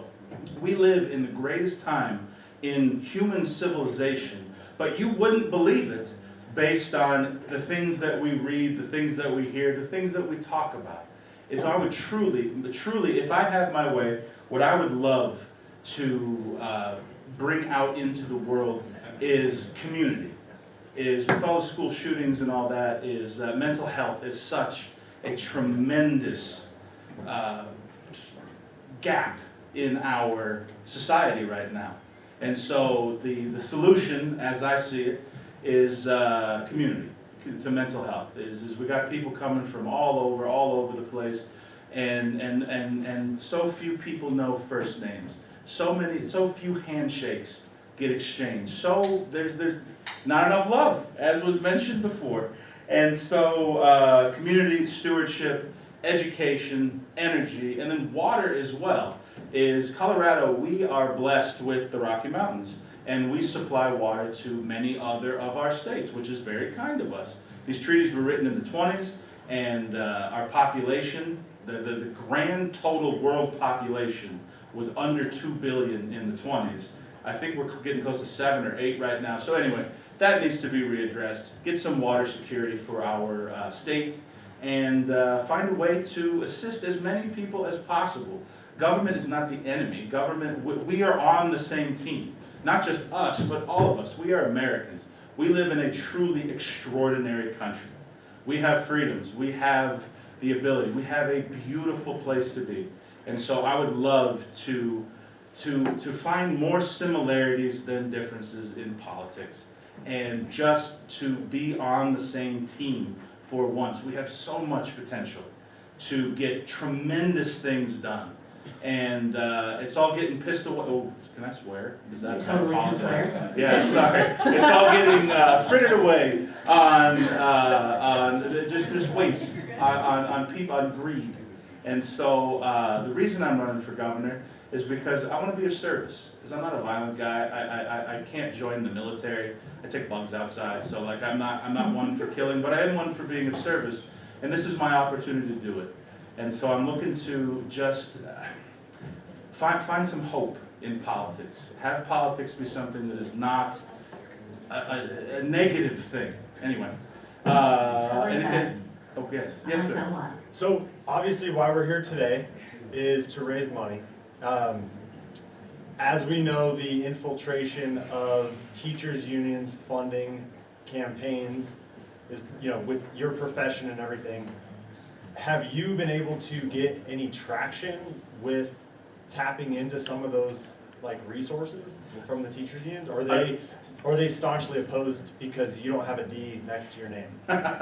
Unfortunately, I'm not in a public school. In my experience, and that's all I can share, is just my experience. When I was in a public school, I was part of the union. However, I think teachers unions are dragging the entire institution down, and I think it secures just the very worst. The Army marches at the speed of its slowest soldiers. That's what's happening. We're getting the very worst of us as in teachers, who are stuck there. There's 3 types of teachers, in my opinion. There's those who really want to teach and love children and love education and have found a true calling. There's those who just like telling people what to do and don't like working in high intensity with adults. And it's real easy to boss kids around. And that seems to be more of some of the teachers union people. And then there's ones who don't know what else to do. And so in my experience, those are the 3 classes. And the teachers unions usually end up with the second 2 who are not thrilled to be teachers. They're not there because they love it. They're there because they don't know what else to do. And I hope they can find their calling, as I personally have found my calling. And I'm grateful for that. And so I hope truly that they find their way. But does that answer your question? Yeah, no, I just was curious if I'm assuming they're pretty adversarial to you. But yes, yeah. That has been my experience thus far. Yes, sir. Hi. What's your name? My name's Eric. Eric. Oh yeah, we met earlier. I haven't heard you talk about the 3 biggest things for me and the 3 biggest weaknesses of your current opponent, Jared Polis, which is lockdowns, locking you in your house, mandating your vaccination, and shutting down your business. So why have you not addressed those 3 things? Because they are so outrageous, I don't believe they even need to be addressed. No, the government doesn't get to lock you in your home. No, they don't get to fire you if you're not going to do what they want you to. And just no to everything you just said is my response to that. Is the government's job is to be of assistance. The government treats us like we are bad children. And so that is not my interest. The government is here to serve us, not the other way around. And so I want to truly be a public servant. I have no desire to be in the big mansion and all that. I love my life. I don't need anything more. I am truly here to try to move our society forward and shift this focus that we have on so much dangerous negativity. And so, no disrespect to anybody with the other campaign or anything like that, but we live in a society in which we are looking for differences. Everybody focuses on what's wrong, how are you different than me, what can I get from this situation. I'm not interested in that. I'm interested in a life of service. I'm interested in a life where we can come together and work together to build something better. We already have something extraordinary. It's just broken, and we can fix it. Yes, sir. Blue hat. But our current governor is the most libertarian governor in the nation. Haven't you heard? I was unaware of that. Reason Magazine said that. Hey, hey, Jacob, are you hearing this, Jacob Loria? Yes. What do you want, Gavin? Jacob, did you know that Governor Polis was the most libertarian governor in America? Oh yeah, don't get me started on that bullshit. Would you remove gun-free zones, especially around schools? Remove gun-free zones? So you want to come armed to a school? I want to be able to, if there is a mass shooting at the school in my neighborhood and I have to be walking by, I want to be able to do something without having to be worried about being arrested. Are you qualified to handle a firearm? Yes, I am. Then yes. The government, in fact, says that I'm qualified to carry concealed. Well, there you go. So in my opinion, you are. I don't know that everyone else is, but I know you are. Yes, sir. Red shirt. Yeah, so you mentioned community. I think community is extremely important. We're on the same page there. Not sure what government does for community. Well, like, what would be your role in that?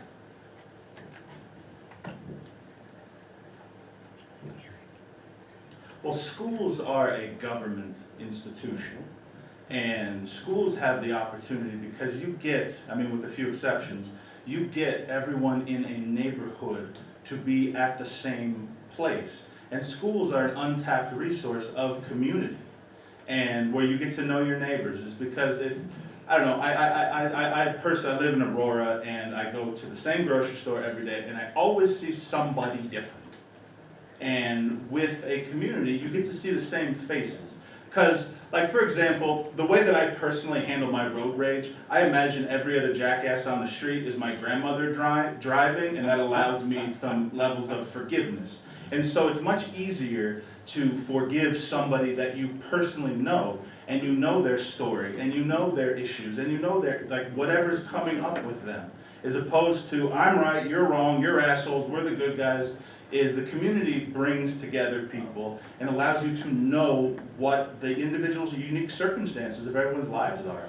And so schools would be a good start. And given that I'm not governor yet, I don't know all the powers the governor has to do that. But there are many, many resources available to develop these community outreach resources. Does that answer your question? It does. I mean, I understand community is important to you. I understand education is important to you, which I think is totally like a political platform you can run on. You haven't got me sold that I'm going to necessarily find more community in my school than I would in, say, man, community is very hard to find in Colorado, I'll say, but a lot of like private sector things and churches and that sort of thing, that's where I would seek out community. I think it's a tough call for governments to try to do it. I mean, more power to you for trying. Well, when I'm finished here, I would love to hear your suggestions, because just off the top of my head, school is it, but it sounds like you have wonderful suggestions there. I'd love to hear them. So, yeah. Maybe. Kevin, do you have a website? I do, Kevin4Colorado.com. Awesome. Do you have social media? I do, Kevin4Colorado, #4 Colorado at Facebook. Is that how Facebook works? Actually, I had some of the youth help me set that up, so I had no idea what happened there. But I asked them to do Kevin4Colorado, and so I believe that's my Facebook account as well. But I'm struggling to attach as far as donations go, I cannot accept them yet. And as far as what I need help with, it's the website just to accept donations. That is the most current need right of this second. As of right now. Yes. I mean, I feel like we have techie people in this party, so if somebody wants to reach out to Kevin and help him with his website, that would be awesome. And thank you for doing this, Aaron. This has Kevin, been a thank true you so delight. much for coming up and talking. This Yeah, has well, been really thank great. you. Any further questions or comments or concerns? Yes, ma'am. During your speech, you said that the government is not the enemy of the people, and I feel like there are a lot of people in this room that would disagree with that statement. Oh. Did you mean to say that government should not be the enemy of the people? Agreed. Or? Yes, that's what I intend. That was what was behind what I was saying. Yes. Well, yes, sir. Yes. since you're a history major, as we go into this fourth turning and the unraveling that we're having right now and social and economic process, how would you prepare Colorado during this process and our eventual awakening in 2028, give or take? How can you help us socially, economically, and how do you propose we do that? What was the very first thing that you said that got the giggle? It's a historical theory, the fourth turning. It's each cycle. Each generation is a cycle, and right now we're in the fourth, which is considered the crisis cycle. We're in the unraveling. And as it's been predicted, it should come to a head in 2028 in a global war. And right now we're seeing that happen. Like the World Trade Center was predicted, 2008 crisis were predicted, the 2026 or 2020 crisis was predicted in a way, not exactly. And right now, all the way up until 2028, when it should end, and the awakening should happen. I'm all for an awakening. However, I don't know enough about the fourth cycle to make a comment on that, on what could be done. I will do some research and I'll get your number afterward and I can get back to you. Yes, sir. I gotta ask, you made a comment about somebody being qualified to carry a firearm. Yes, sir. Do you think the government should be in the business of judging who is and isn't qualified to exercise their Second Amendment right? To some extent. To some extent? Yeah. To what extent? Well, currently we have the Brady bill and we have the concealed carry. So like the current laws we have, we don't need more laws. Is that's the Do you objective support here. We need, constitutional carry in Colorado? absolutely. Okay, great. Yeah. Yeah. So my position on firearms, if you know how to use them, then use them appropriately. And yes, but if you don't and you're a kid, you shouldn't have a gun. Sorry. It said be unapologetic, but like I don't mean screaming at everybody, but like yes sir. So, to follow up on John's question, probably more succinctly, what would you do to prepare Colorado for secession? Yeah, great question. Are we on some sort of YouTube or is this going outside of this room? Yes. This It is on YouTube, yeah. This answer could get me in a lot of trouble. Great. But you know what? I have not thought about that. But let's just say, I hope it doesn't ever come to that point, and I hope that we are able to ally ourselves with states who have similar interests and similar goals and similar outlooks on what the Constitution is designed for. Would you support gold is money, crypto is money, silver is money? Absolutely. Solid. Okay? That's Very good. Okay, yeah. It's worked for 10,000 years, so I don't see why it still wouldn't work. All right, is anybody else? Crypto's a little younger. Fair enough. All right, well, I'll leave you with the famous last words of Socrates. I drank what? You ruined it. That was it. He nailed it. There it is. Well, have a wonderful day. Thank you all. Thank you, Kevin.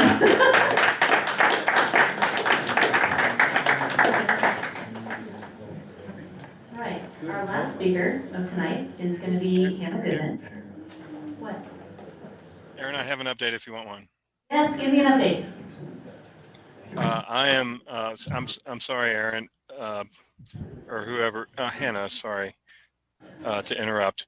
But I'm truly overwhelmed by the outpouring of support that we've received today. This has been an amazingly successful fundraiser, and the donations are, I mean, as I'm watching this happen, it's inspiring. So thank you to everybody.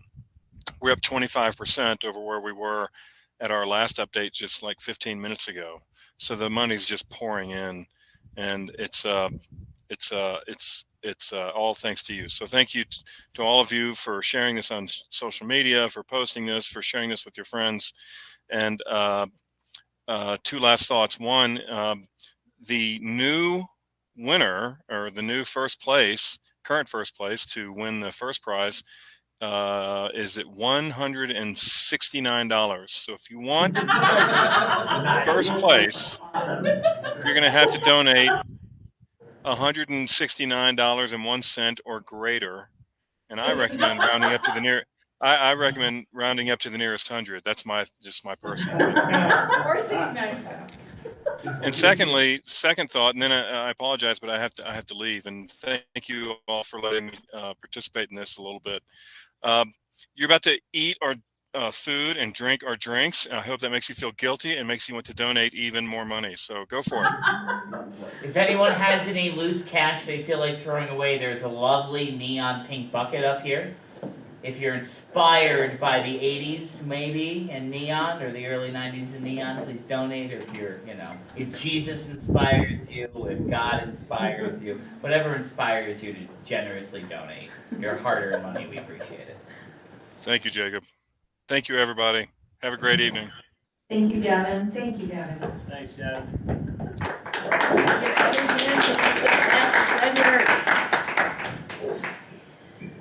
This is awesome. Thank you so much for all of your donations. This is awesome. This is so much more successful than I thought it would be. And now, I'm going to hand it over to Hannah. We have to at least get a round of applause for Erin because she's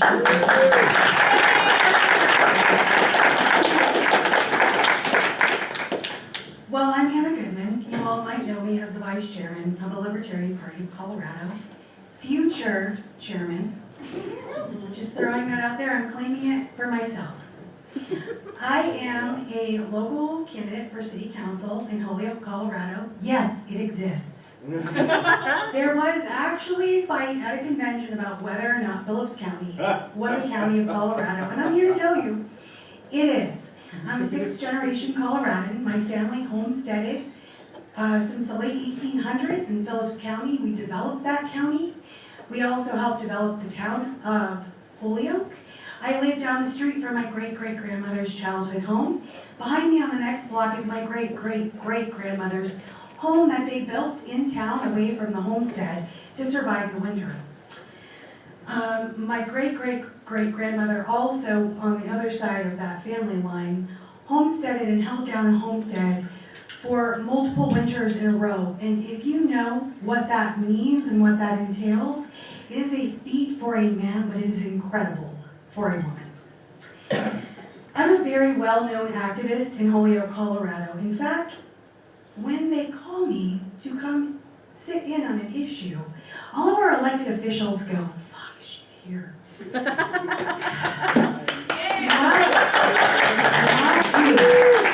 Not you. In fact, I was going to pivot into a county clerk race, and when I went to go get the paperwork from them, they ended up sweating bullets, would barely talk to me, and certainly wouldn't give me any paperwork on that. But that's okay because I went ahead and I contacted the Secretary of State's office, the election department, and we got that squared away. I'm known for getting things done. I'm a doer. I'm a workhorse. I do not stop. There are no days off here. And that is one thing I bring to my community. People know they can call me any time of day. I don't even care if it's Christmas. I'll show up. I'll have all my kids in tow, but we're going to come and we're going to dig our heels in and we're going to go toe-to-toe with the establishment in Holyoke, Colorado. Yes, we are a small community. We all know each other. In fact, I'm related to like 75% of my county. Believe me, they know me. And they don't like it. And they don't like that I'm related to them, but here we are. So in Holyoke, I ran for city council in 2020. And my cousin beat me out. It was a really contentious race. But one thing during that cycle was what we call the chicken wars. When in 2020, our city council decided that they wanted to ban livestock in town. I am in agriculture right to farm county. All we have is agriculture where I live. That is our bread and butter. And so to not have livestock in town when people can have chickens in Boulder, or other cities here on the Front Range and not in an actual farming community was outrageous to me. Taking the food from our neighbors' mouths is not kind. Taking their pets and slaughtering them in the streets isn't loving. So I stood up and I fought, and I brought 47 people to a city council meeting, and I overflowed the chambers, and there was 2 cops armed in bulletproof vests. And that was all because I brought people to fight that issue. That issue had come up 2 other times before, and one lady held off the council solely by herself, and it was like a 7-year process. When I overflowed those chambers, she came to me crying and was so thankful that somebody would stand up for her rights to have the livestock she wanted in town. In fact, we do have regulations on the books that have been on the books since, I believe, my great-great-grandfather was county commissioner, and he was involved in setting up those regulations, which neither here nor there, we could repeal them and be fine. 5 animals per pen in zone A1 and A2. You can have small livestock, which is anything from a goat to smaller, 5 per pen, unlimited amounts of pens. There were people free-ranging chickens. I don't know about you, but even if I'm not related to you, I generally would probably go talk to you before calling the cops on you. That I wouldn't call the cops on you because I'm not a cop caller, so there's that. They were having issues. One of the city councilmen was having issues with these free-range chickens in his yard. Cool, I'm all about defending your private property.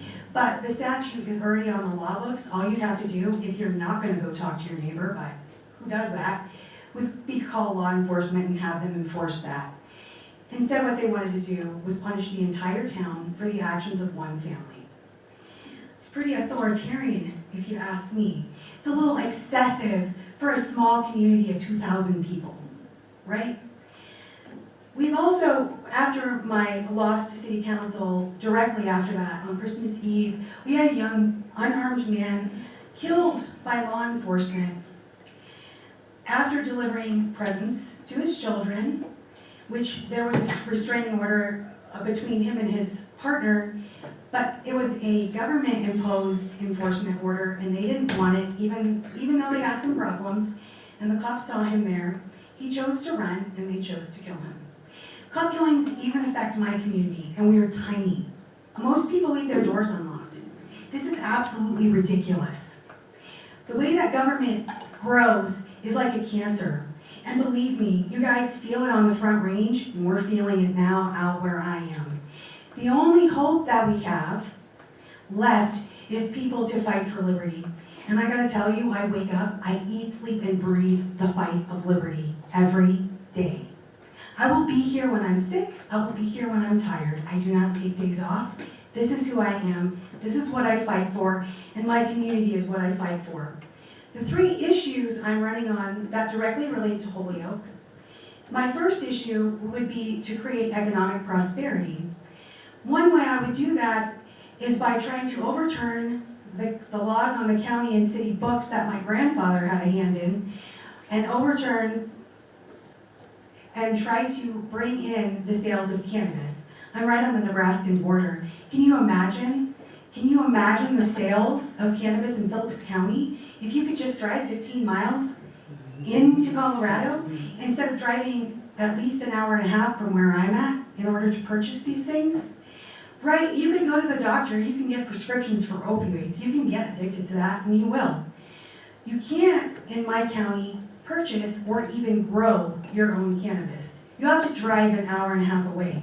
My family struggles, my husband is dying, he's in incredible pain. And it is a long drive to go purchase cannabis to help manage his condition. It's a financial hardship, but we could take the easy way out and we could get him hooked on opioids. I wouldn't be married to him because that just sounds really awful. And he had surgery and was on opioids, and I'm pretty sure his mother's gonna have to come deal with him the next time he does that. Opioids are an epidemic, and they can be definitely counteracted by the use of cannabis. It's our responsibility to provide safer alternatives for people and not prohibit them from seeking the medicine that they so desperately need, and already on struggling families, because guess what? Holyoke's 2,000 people, Phillips County is 5,000 people. We don't have an economic boom. Cannabis could be it. It could be it. And it would also grow our dying community, because we are dying. More people leave than come in. That's a huge issue for me, because I do not want my community to die. It's incredibly important to me. I moved my family into there. It's very rare to have a young family move into Holyoke. It's so much more common for them to move out. Simply by allowing the sales of cannabis, And also getting out of the way of the businesses. Our city council has a terrible economic policy, which is laughable that they're all mostly members of the GOP who claim free market capitalism as the savior of the nation. They wouldn't know free market capitalism if it fell out of the sky and hit them in the head. In fact, they make it very hard for our businesses to do business within Holyoke. If we don't have businesses, we're gonna die. Closing businesses in my area, and a few have closed, that has so much more of an economic impact on us than it does out here. A small business closing would be like a huge corporation closing down here. We feel it. We feel every penny that's bled out of the county. And so running for Holyoke City Council, I would get out of the way of business and let them operate however they see fit, right? In a free market, the competition is going to dictate who wins. The other issue, and the major issue in Holyoke, is the streets. And my grandfather's very upset that I'm a libertarian. And he likes to tell me about the roads. What is absolutely hilarious to me is my grandfather is taking on our local city council on the running of the issue of the streets. Our streets are atrocious. Folks, they're atrocious. Our infrastructure hasn't been touched in 25 years, and that's putting us right on the edge of a collapse of some kind, right? And even though I don't like taxes, and I think it's stupid to use them for streets, I would much rather my tax dollars go to fixing the atrocious streets in Holyoke than building multi-million-dollar volunteer fire departments. We don't even need a new multi-million-dollar fire department, especially because it's just a volunteer department. The former firehouse was built all on community contributions. The new firehouse that was passed, and they did reduce the budget for that. It was supposed to be something like $5 million, and they've taken it down to $1 million, but they've already surpassed that budget. How far? Well, it's still not finished, so we'll see. I would like to make sure that the citizens of Holyoke are properly and fairly represented, and that the issues that they do think are important, like getting the streets fixed over a firehouse, are actually heard. And I'm already a thorn in this side of the establishment of Phillips County, and I would absolutely love to sit on the city council and be the one lone no vote. So, if any of you are in Holyoke, which none of you are, please consider voting for me on the November 2020 ballot. Hannah, do you have a website? I do. It's hannahgoodman.org. And you can find me on Facebook. It's Hannah Goodman, Holyoke City Council. Are you taking donations right now? Kinda. Can you? It's tricky. I'm still trying to figure that out. Technically I can, but I'm gonna have to chase you down for your contact information. So if you donate to my website, please know I'm gonna be finding you and getting your information. Technically I can take donations. I'll just have to do a little extra footwork. But one thing that I'm very passionate about is donating to the LPCO. So if you don't want to make a contribution to my campaign, I would absolutely love for you to fund this party, because it's also a very special project that I'm involved in as well. You can donate at lpcolorado.org. You sure can. Very easy. But you can also donate to Hannah at hannahgoodman.org. And we have a cash bucket. And we have a cash bucket.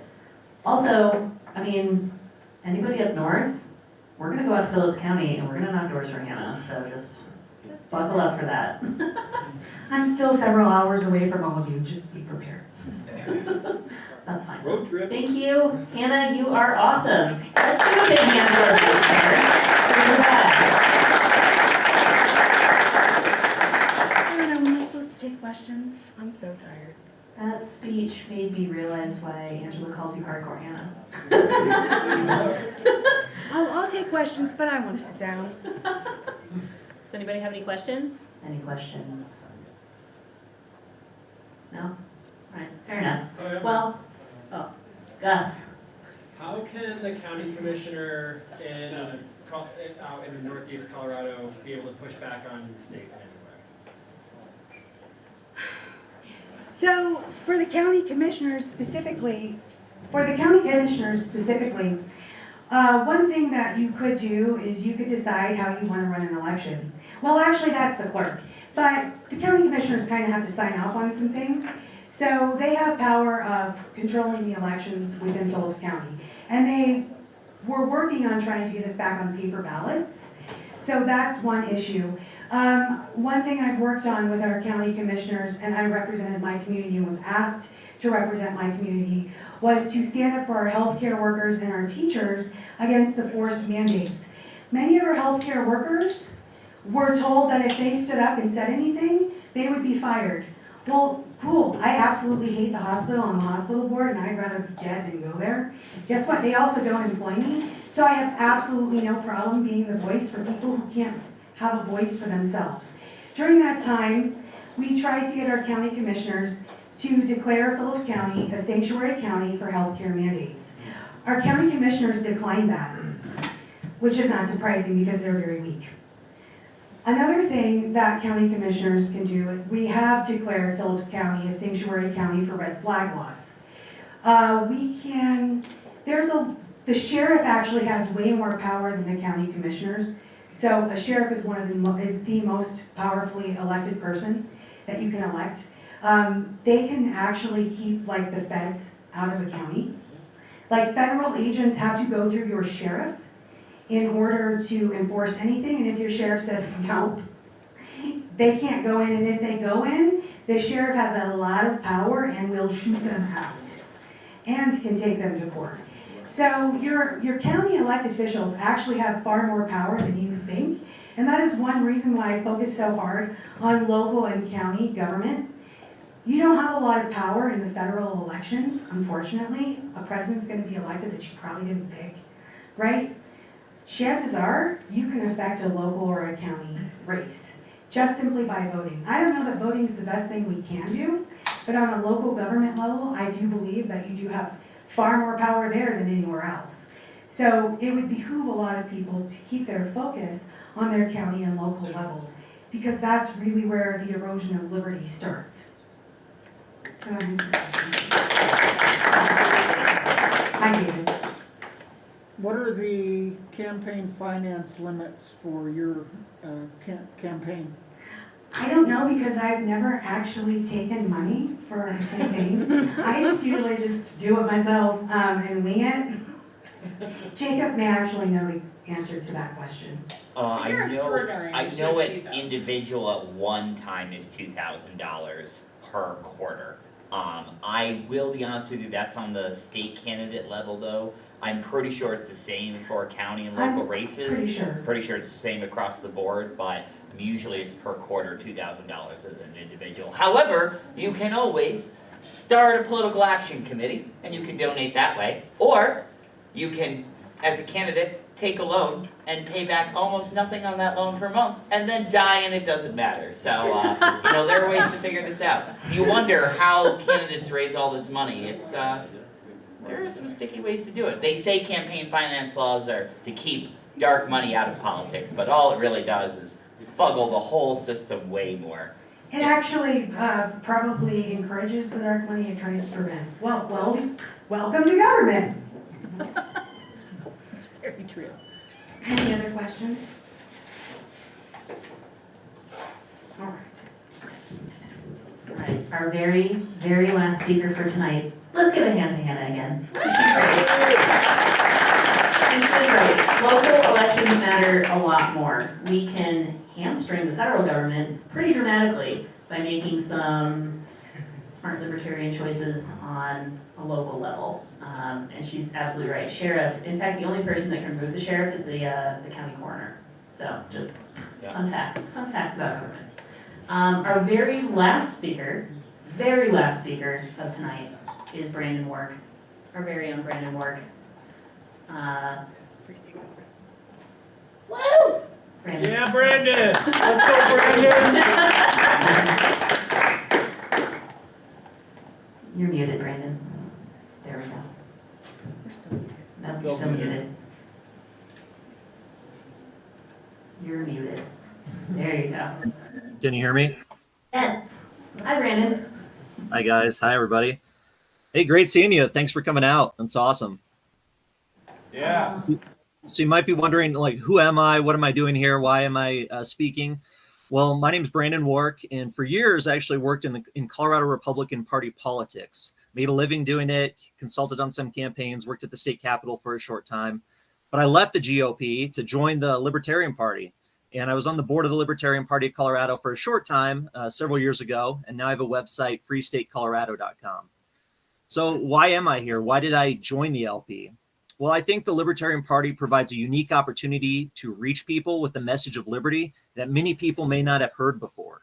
You know, coming from an outside perspective of not the two primary parties, people might be more receptive to those ideas. And I really think there's less baggage with Libertarian Party. So there's a unique opportunity really to reach people. I mean, as you know, our society is facing unprecedented times. We've seen martial law conditions, forced drug injections, government policies trying to push us back into the Stone Age, and now they're trying to make it illegal to defend your family. I truly believe the political class is fighting a battle to establish total control over the population. And, you know, it's not news to most of you probably, and it is bad news, unfortunately.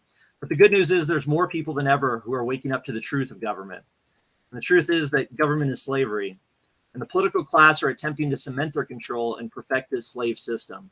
And I can go on and on about the problems we all face, but really the real question is, what is the solution? What do we do about all of this? What do we do about the tyranny that we've experienced, the abuse of children and forced drug injections and all of the rest? And that's really the fundamental question for those of us who prefer freedom to tyranny. What do we do?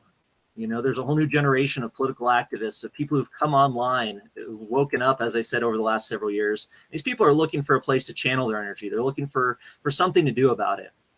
And, you know, I think it's important to ask that question. How do we fight back? How do we fight for freedom? And I don't think there is one solution. There's not one solution to do it, but there are many solutions that could make a difference. And one of those solutions is political action.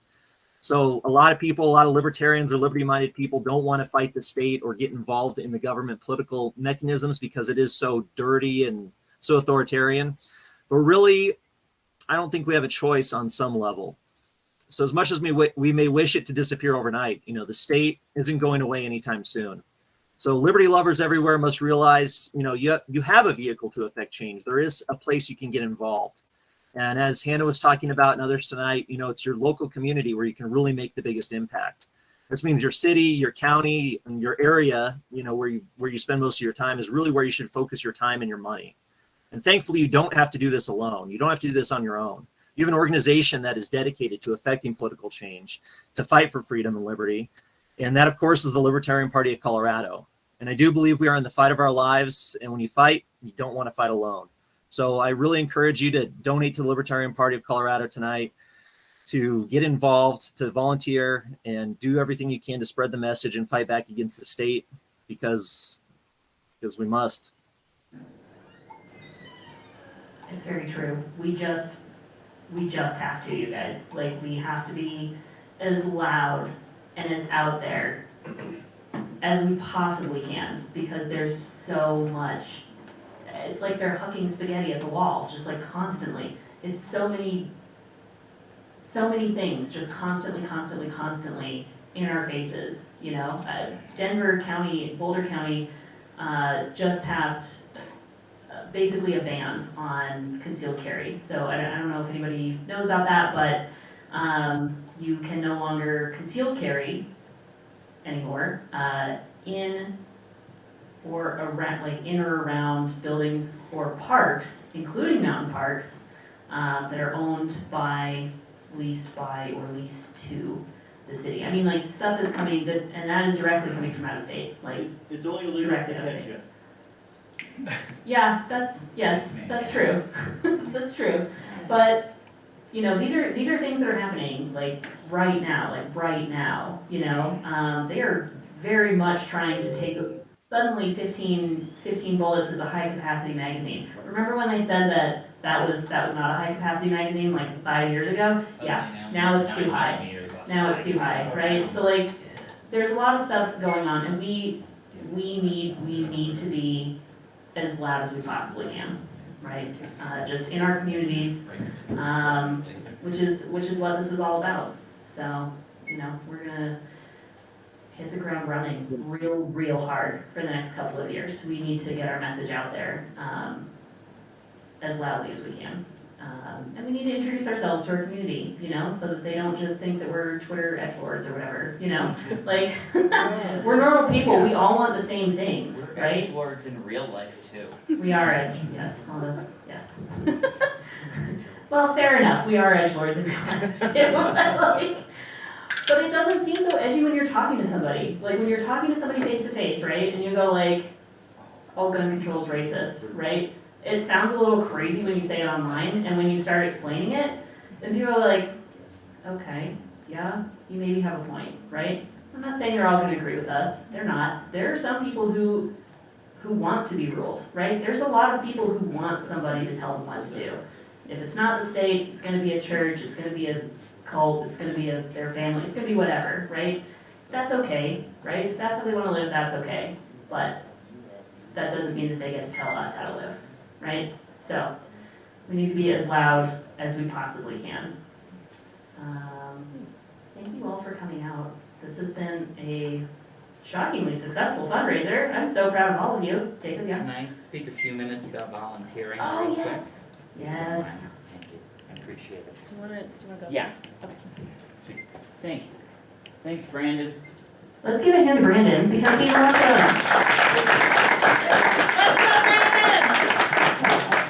Also, his website, freestatecolorado.com, is an incredible resource. He is so connected with like the legislative side of things. He's amazing.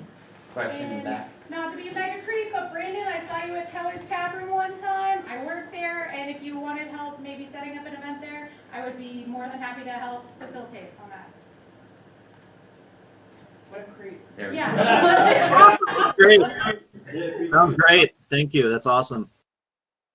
Yeah, she was like, one of the Work brothers is here, but I'm not sure which one, so I don't want to say anything. I was like, are they wearing a baseball cap? Are they tall? Are they a little shorter? But anyways, real quick, I just want to take a couple minutes to talk about volunteering, because I think that is definitely a question a lot of people have, is how can I get involved and volunteer? What is the best way to do that? And there are a lot of different things that can be done. I'm going to talk a little specifically about campaigns, activism, things like that. So the first thing I would say is part of our job right now is we have about 43,000 registered libertarians in this state. Not unaffiliated, they're registered libertarians. We need to figure out how to activate these people first. We need to figure out how to excite our base. We need to develop some more grassroots activism. Part of that is on a local level running for campaigns. It is the ickiest thing probably that libertarians have to do is actually run for office, and if we win, do the job of that office. But it is important to change people's mindsets. Volunteering even a few hours for a campaign can make a huge difference. When Barack Obama won in 2008, it changed the scale of campaigning completely in America. If you take any campaigns training, they will tell you this. Before that, and it's still done, phone banking was mainly in. No one knocked doors. Barack Obama's campaign was the first real national campaign to utilize this. And that's how everybody is moving forward from here. We spoke with the Young Americans for Liberty. Within their first year, and granted this is counting primary wins, but they developed a door knocking and phone banking system that got them about 150 wins. We're not necessarily shooting for that far. My point is more, if you give a candidate 3 hours of your time a week, and there are 10 or 20 of you that do that, that would be an immense change. We don't need millions of dollars to win local campaigns. We just need to show people that we care. We need to build on our empathy and figure out how to relate to people when we're out there. So this is my challenge going forward for us, if we can, as libertarians. 2024, we want to make a drastic change and make some moves when it comes to the presidential race. What we need to do is run and own counties in this state. So by 2024, we need at least 2 or 3 counties that we have over 50% of the offices run by libertarians. Mesa County, this is my challenge to you. Robert is running a very important campaign. Clerk campaigns, as Hannah said, sheriff campaigns, and also county commissioner. I'd like to point out, if you're looking for money, they make an insanely stupid amount of money for local and county offices. They really do. Go- Laramie County makes $120,000 a year. So rally behind Robert. This is how you can build your organization out there, is rallying behind his campaign. Boulder. Daniel is the only one running in Boulder County. There are a number of you. Rally around his campaign, organize around that, and build your affiliate out from there. Jefferson County, where I am, we have the largest amount of registered libertarians in this state. On the 23rd, we're going to have someone that's going to talk about how voting works in Colorado, and they're going to talk about how to organize on a local level. Even if you are not in Jeffco, on the 23rd, Holiday Lanes in Lakewood at 7:30, anyone is welcome to that. We need to shift some gears and figure out what really works for us as libertarians going forward. But you would be surprised. Brian Piotr ran up in Broomfield. There were maybe 3 of us that volunteered to do some door knocking. He had some phone banking. He lost, but he still won 43% of the vote. That's a large amount. It is not a victory, but it's showing that our message can resonate with people. And that is in a heavily Democratic-controlled area of Colorado. So just something to think about. You don't think that a few hours of your time can make a difference, and it makes all of the difference. If we show people that we are serious, they will give us the time of day. The Libertarian Party symbol is a torch. It is the torch of liberty that will always burn no matter how crazy the storm of authoritarian gets. And that is our job, is to carry that torch and light that torch for other people. And that torch will start as a small fire, and eventually we can turn into a wildfire across Colorado and across this country. Colorado has a caucus system, which is very special because it allows grassroots people to actually show up to the convention, to run for races, and to get their message across. We have great ballot access. We don't have to fight like New York does, like Larry Sharp does, to travel across the state and struggle to get 50,000 signatures and spend thousands of dollars that he could be using on a campaign to get on the ballot. So let's take what previous libertarians have given us in this state with ballot access and take that and run with it the best we can. In 2023, there are a lot of local elections. I want full slates of local candidates in counties. What each county can do is you can run your own county convention where you can nominate county and local candidates that are partisan races. We don't then have to do it at the state convention.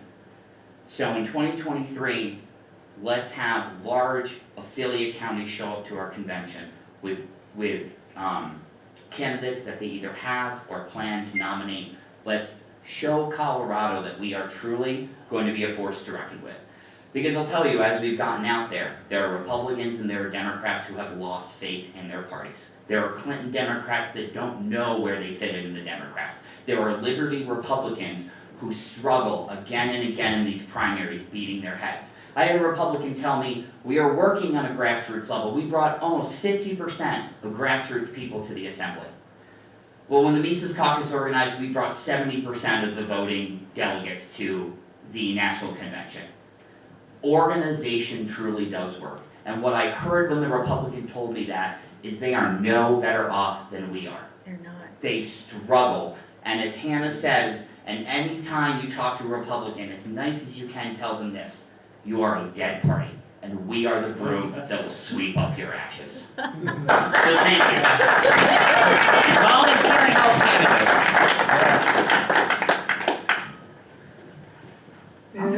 Add a few words about volunteering. Oh, sure. Why are you running away from questions, sir? Oh, sorry. No questions, just volunteer. Okay, let me get this in first. Let's see, where's the camera? You're standing right in front of it, Bennett. Oh, okay.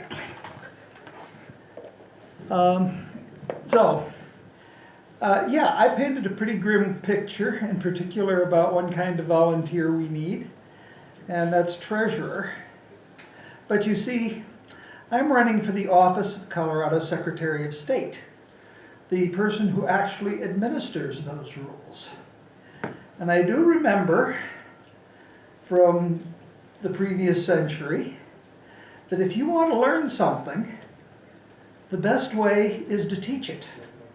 So, I'm going to open my big fat mouth wide enough to stick my foot in it and promise that anyone interested in getting trained in Colorado campaign and political finance rules, and who is actually willing to take on being a campaign treasurer, I will do what it takes to train you, and I will take on the financial responsibility for any mistakes we, you and I, happen to make.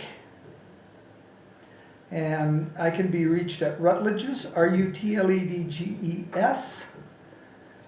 There's a long story behind that, but @ peoplepc, all one word, .com. So get in touch with me. Oh yeah. Thank you very much, Ben. Do you have a job form or something? Yes, also This is something we're working on. I will be going actively. through the volunteer list. We've had a lot of new volunteers sign up in the past month.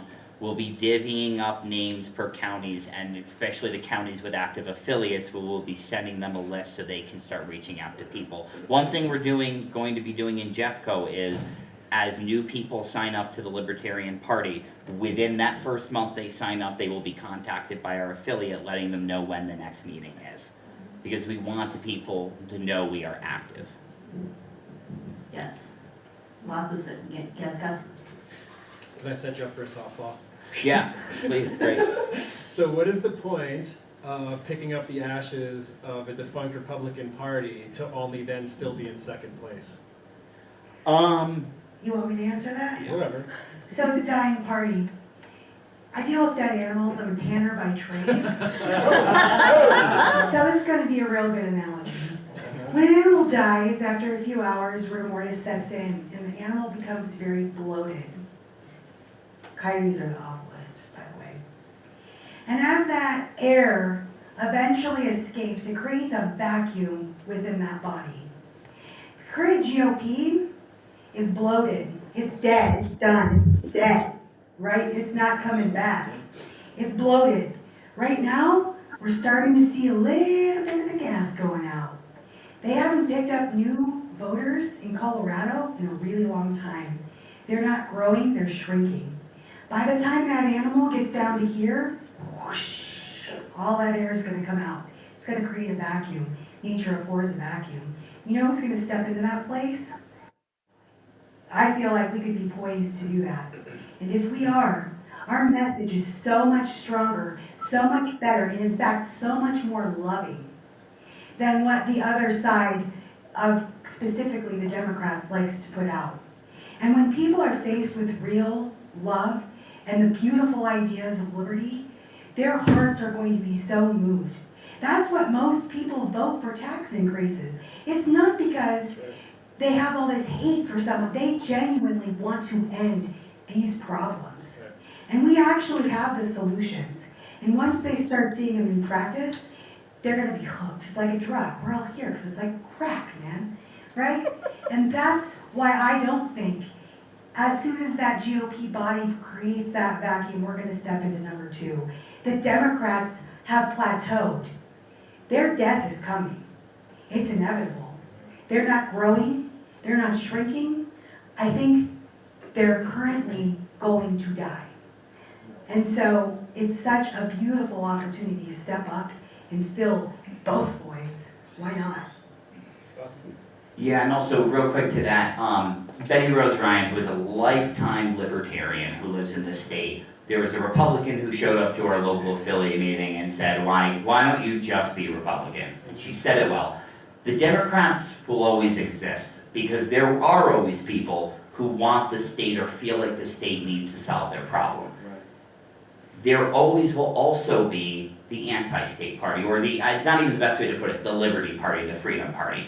And so we're not offering second place, we're offering people an actual Liberty Party. And I think that will resonate people in such a different way that that's what we're taking the place of. The GOP never really was started as a small government party. It took on that with Reagan, and people have been blinded by this for decades. And I see already Liberty Republicans who are frustrated beating their heads against the wall. that are maybe willing to give us a shot. And so I think there are people we can resonate with because our message is, it's not, like, we are a political party to make effect, but our message isn't really politics. Our message is freedom, community, self-responsibility, future, progress. There was we didn't end up using it, but there was a pretty good slogan put in for our state convention. And we didn't think it was great for a convention, but I think it's great, and please, anyone feel free to steal this for a political slogan. Plains Peaks Progress. We are not against progress as a party. We just believe that people are the way toward progress, not government. There are people who live in the peaks, there are people who live in the plains, but they all want to live their life. And so, yeah. Do you think that sect of liberty-leaning Republicans is growing? And if so, how can we capitalize upon that and like target that sect? So I think the biggest way, and I may be speaking out of place because I have only been paying attention to really hardcore Colorado politics in the last year. But if the current GOP assembly this last couple months ago has shown anything, they activated all these grassroots people that showed up, and there were still questions about election integrity. I mean, there are people who probably did genuinely lose who are saying that the voting was corrupt. And so what we can give people, what is very unique almost about our convention, even from how the GOP and the Democrats do it, is it truly is, it is the like our candidates that we elect really have to rigorously go through us. And that is one thing that I understand Colorado libertarians have always done and we should continue to do, is vet our people enough that if they don't come in fully understanding and believing our message, they do by the time that they run. And I think what we can offer them is just a system of getting on the ballot that maybe isn't so corrupt as the GOP is giving them right now. Not having to do so many primaries, things like that. So as a couple of things, as a person who's one of the few people in this room old enough to have been able to vote for Reagan, I need to correct you. Small government and fiscal responsibility was long before Reagan ever came to office. Reagan was the first president to actually use deficit spending. That's fair. At that point, it was billions, not trillions. Now, my question is, those Democrats, there are a shit ton of Democrats, liberals, who feel like their party has left them behind, because the party, they're all progressives, they're SJWs. They're out there canceling everybody, including themselves. So there are a bunch of liberals out there who are looking for someone to represent them. And I have been frustrated for the past several years because I don't see any messaging from the Libertarian Party saying, hey, come take a look at us. We may not be for you, but we're probably better than what, you don't have to vote for a Democrat, blue no matter who, because there are alternatives. I think the only challenge I would put towards the last thing you said is, I would think, and I could be wrong, that movements like the decriminalized nature movement resonate far more with more left or liberal voters than a lot of Republicans. So I think that's the way to do it, is hit civil liberties hard where Democrats still really believe in those civil liberties. Okay. Someone said it, and it's a good tactic of you challenge the left from the left and the right from the right. Because there are, like, for example, with the LGBT movement, it is fair to tell people, now whether he was, I know there's some still, like, we're not sure if actually the first person we ran actually was a gay man, but the point is the Libertarian Party, the first person we ran for president, people, whether he was or not, people thought he was a gay man and we proudly put him forward. We were at the Stonewall riot, we're the only political party at the Stonewall riots. We have a rich history of protecting people, or fighting for civil liberties, and the Democrats just got the messaging better than we did. And I think you're right, and I think that's where empathy comes in. It's easy to talk to Republicans on statistics, but when you talk to Democrats, you need to do it from the heart and from an empathetic area. You need to tell them that we do support things like we changed qualified immunity in Colorado. Like, we absolutely are on their side when it comes to this. There just is, there's a way to do, like they talk about community policing, they don't really believe in that. We can put solutions forward that is really these community solutions. Like, I think if we take control of sheriff's offices. We can show people that you can nullify state and federal laws that you don't like, and there will be people on the left that there are state and federal laws passed that they don't like that you can take their side on. You do know who the first presidential candidate to openly be for gay marriage was? I assume, well, our libertarian, Well, no, I mean in a mainstream party. I don't actually. Donald Trump. That's fair. Yes. Yes. Although I mean, well, I will say I actually don't know. I don't know enough of the history of the Libertarian Party to know really in the 70s and 80s what our messaging actually was. Because we could have very much stood for that and it didn't really get out there. Absolutely. So, and that is part of it, is we stand for these things and no one gives us the credit. And that's fine, so we need to figure out how to control that messaging. If anyone is a hacker and can do V for Vendetta style hacking, please let me know. We're here. I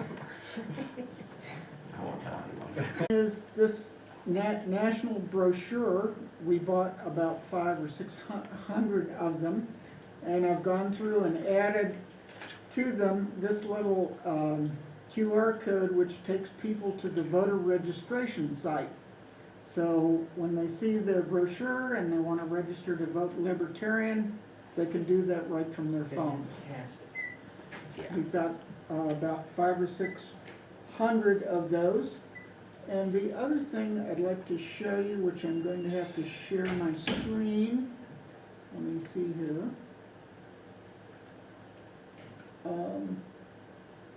Is I've got a, let me see if it'll show here. Where is it?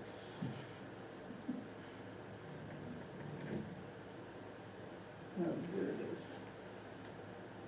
Okay.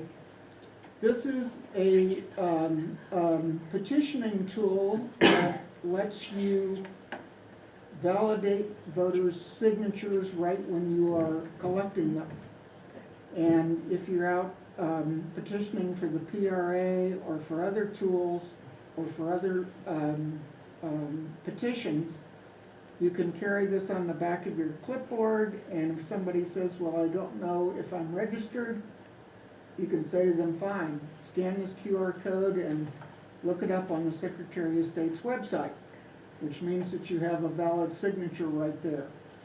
So that's what I wanted to share with you. Oh, yeah. Thank you, That's David. awesome. Thank you, David.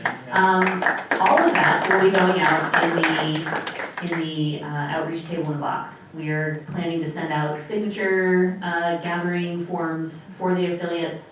We're planning to, I've got a handful more of these handouts to make, but I'm hoping that in like 3 weeks that the affiliates can have brand new handout materials in addition to signature gathering forms for PRA and decriminalized nature. The signature gathering is another thing that you can do. You don't necessarily have to put in a ton of time for it, right? You can do it on your own schedule. If you gather enough signatures, Petition Rights Amendment will pay for it. I think you have to get, It's like 300 a week or something? I think it's 300 a week. I can't remember. The website is petitionrightsamendment.org. Don't quote me on that. Hold on. I'm gonna look it up. You say very confidently. It's petitionrights.com. Now, people have been, it's not a good website, so people have been somewhat complaining that it seems to be down or it's difficult to use. That is true. We are working on getting signature forms from him just so we can send them out, so you don't have to deal with it, right? But legislative action is another thing that political parties are typically known for, and that the Libertarian Party has historically lagged a little bit behind on. We've done really good on ballot access. We have not done super well on like ballot initiatives and things like that. That is going to change. We are going to help get these things on the ballot. We're going to help get them passed. This is important. This is another way that people are going to see that we are serious and that we are here to take over the political environment here in Colorado. So, yeah. So, Taking over Colorado. we're gonna take over Colorado. Yep. World. We're gonna do it. That's So I think with that, Gavin is gone now, so I don't know what our final, I have, do you have a final? yes I do. What? Hold my beer. So that's monthly. Be careful where you place that. Oh, shit. Okay, so we have a grand total of one-time donations of $1,031. No, no. Woo! Actually, Oh, what? ooh. Oh, Now we- man. Never mind, that just went up. No. Also, I'm pretty sure Eric's the winner now, so.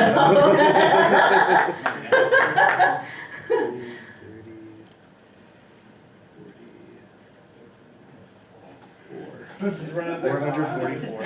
Terrible. One time. Damn. So. So there's an extra 400. 1,475. 1,475. You guys came in. Additionally, we got a bunch of people to sign up for monthly donations. And our total per month is an additional $525, which is amazing. I'm coming to sign up for a yearly one as well. Thank you so much. Thank you, all of you. This has been amazing. And we're gonna stock our affiliates with so much outreach stuff. You guys better use it, right?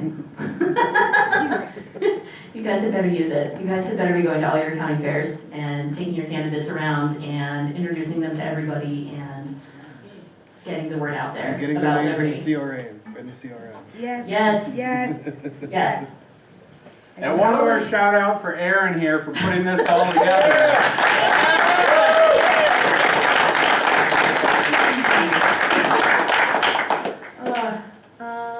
Okay, so with that, I think we can conclude this awesome fucking money bomb. Thank you all for coming out. We're gonna take a super short break and then jump into the town hall that we were gonna do. Let's make that short and sweet, guys. We're gonna make it short and sweet, but any questions that you have about what our plans are, we will tell you in 5 minutes after BLP.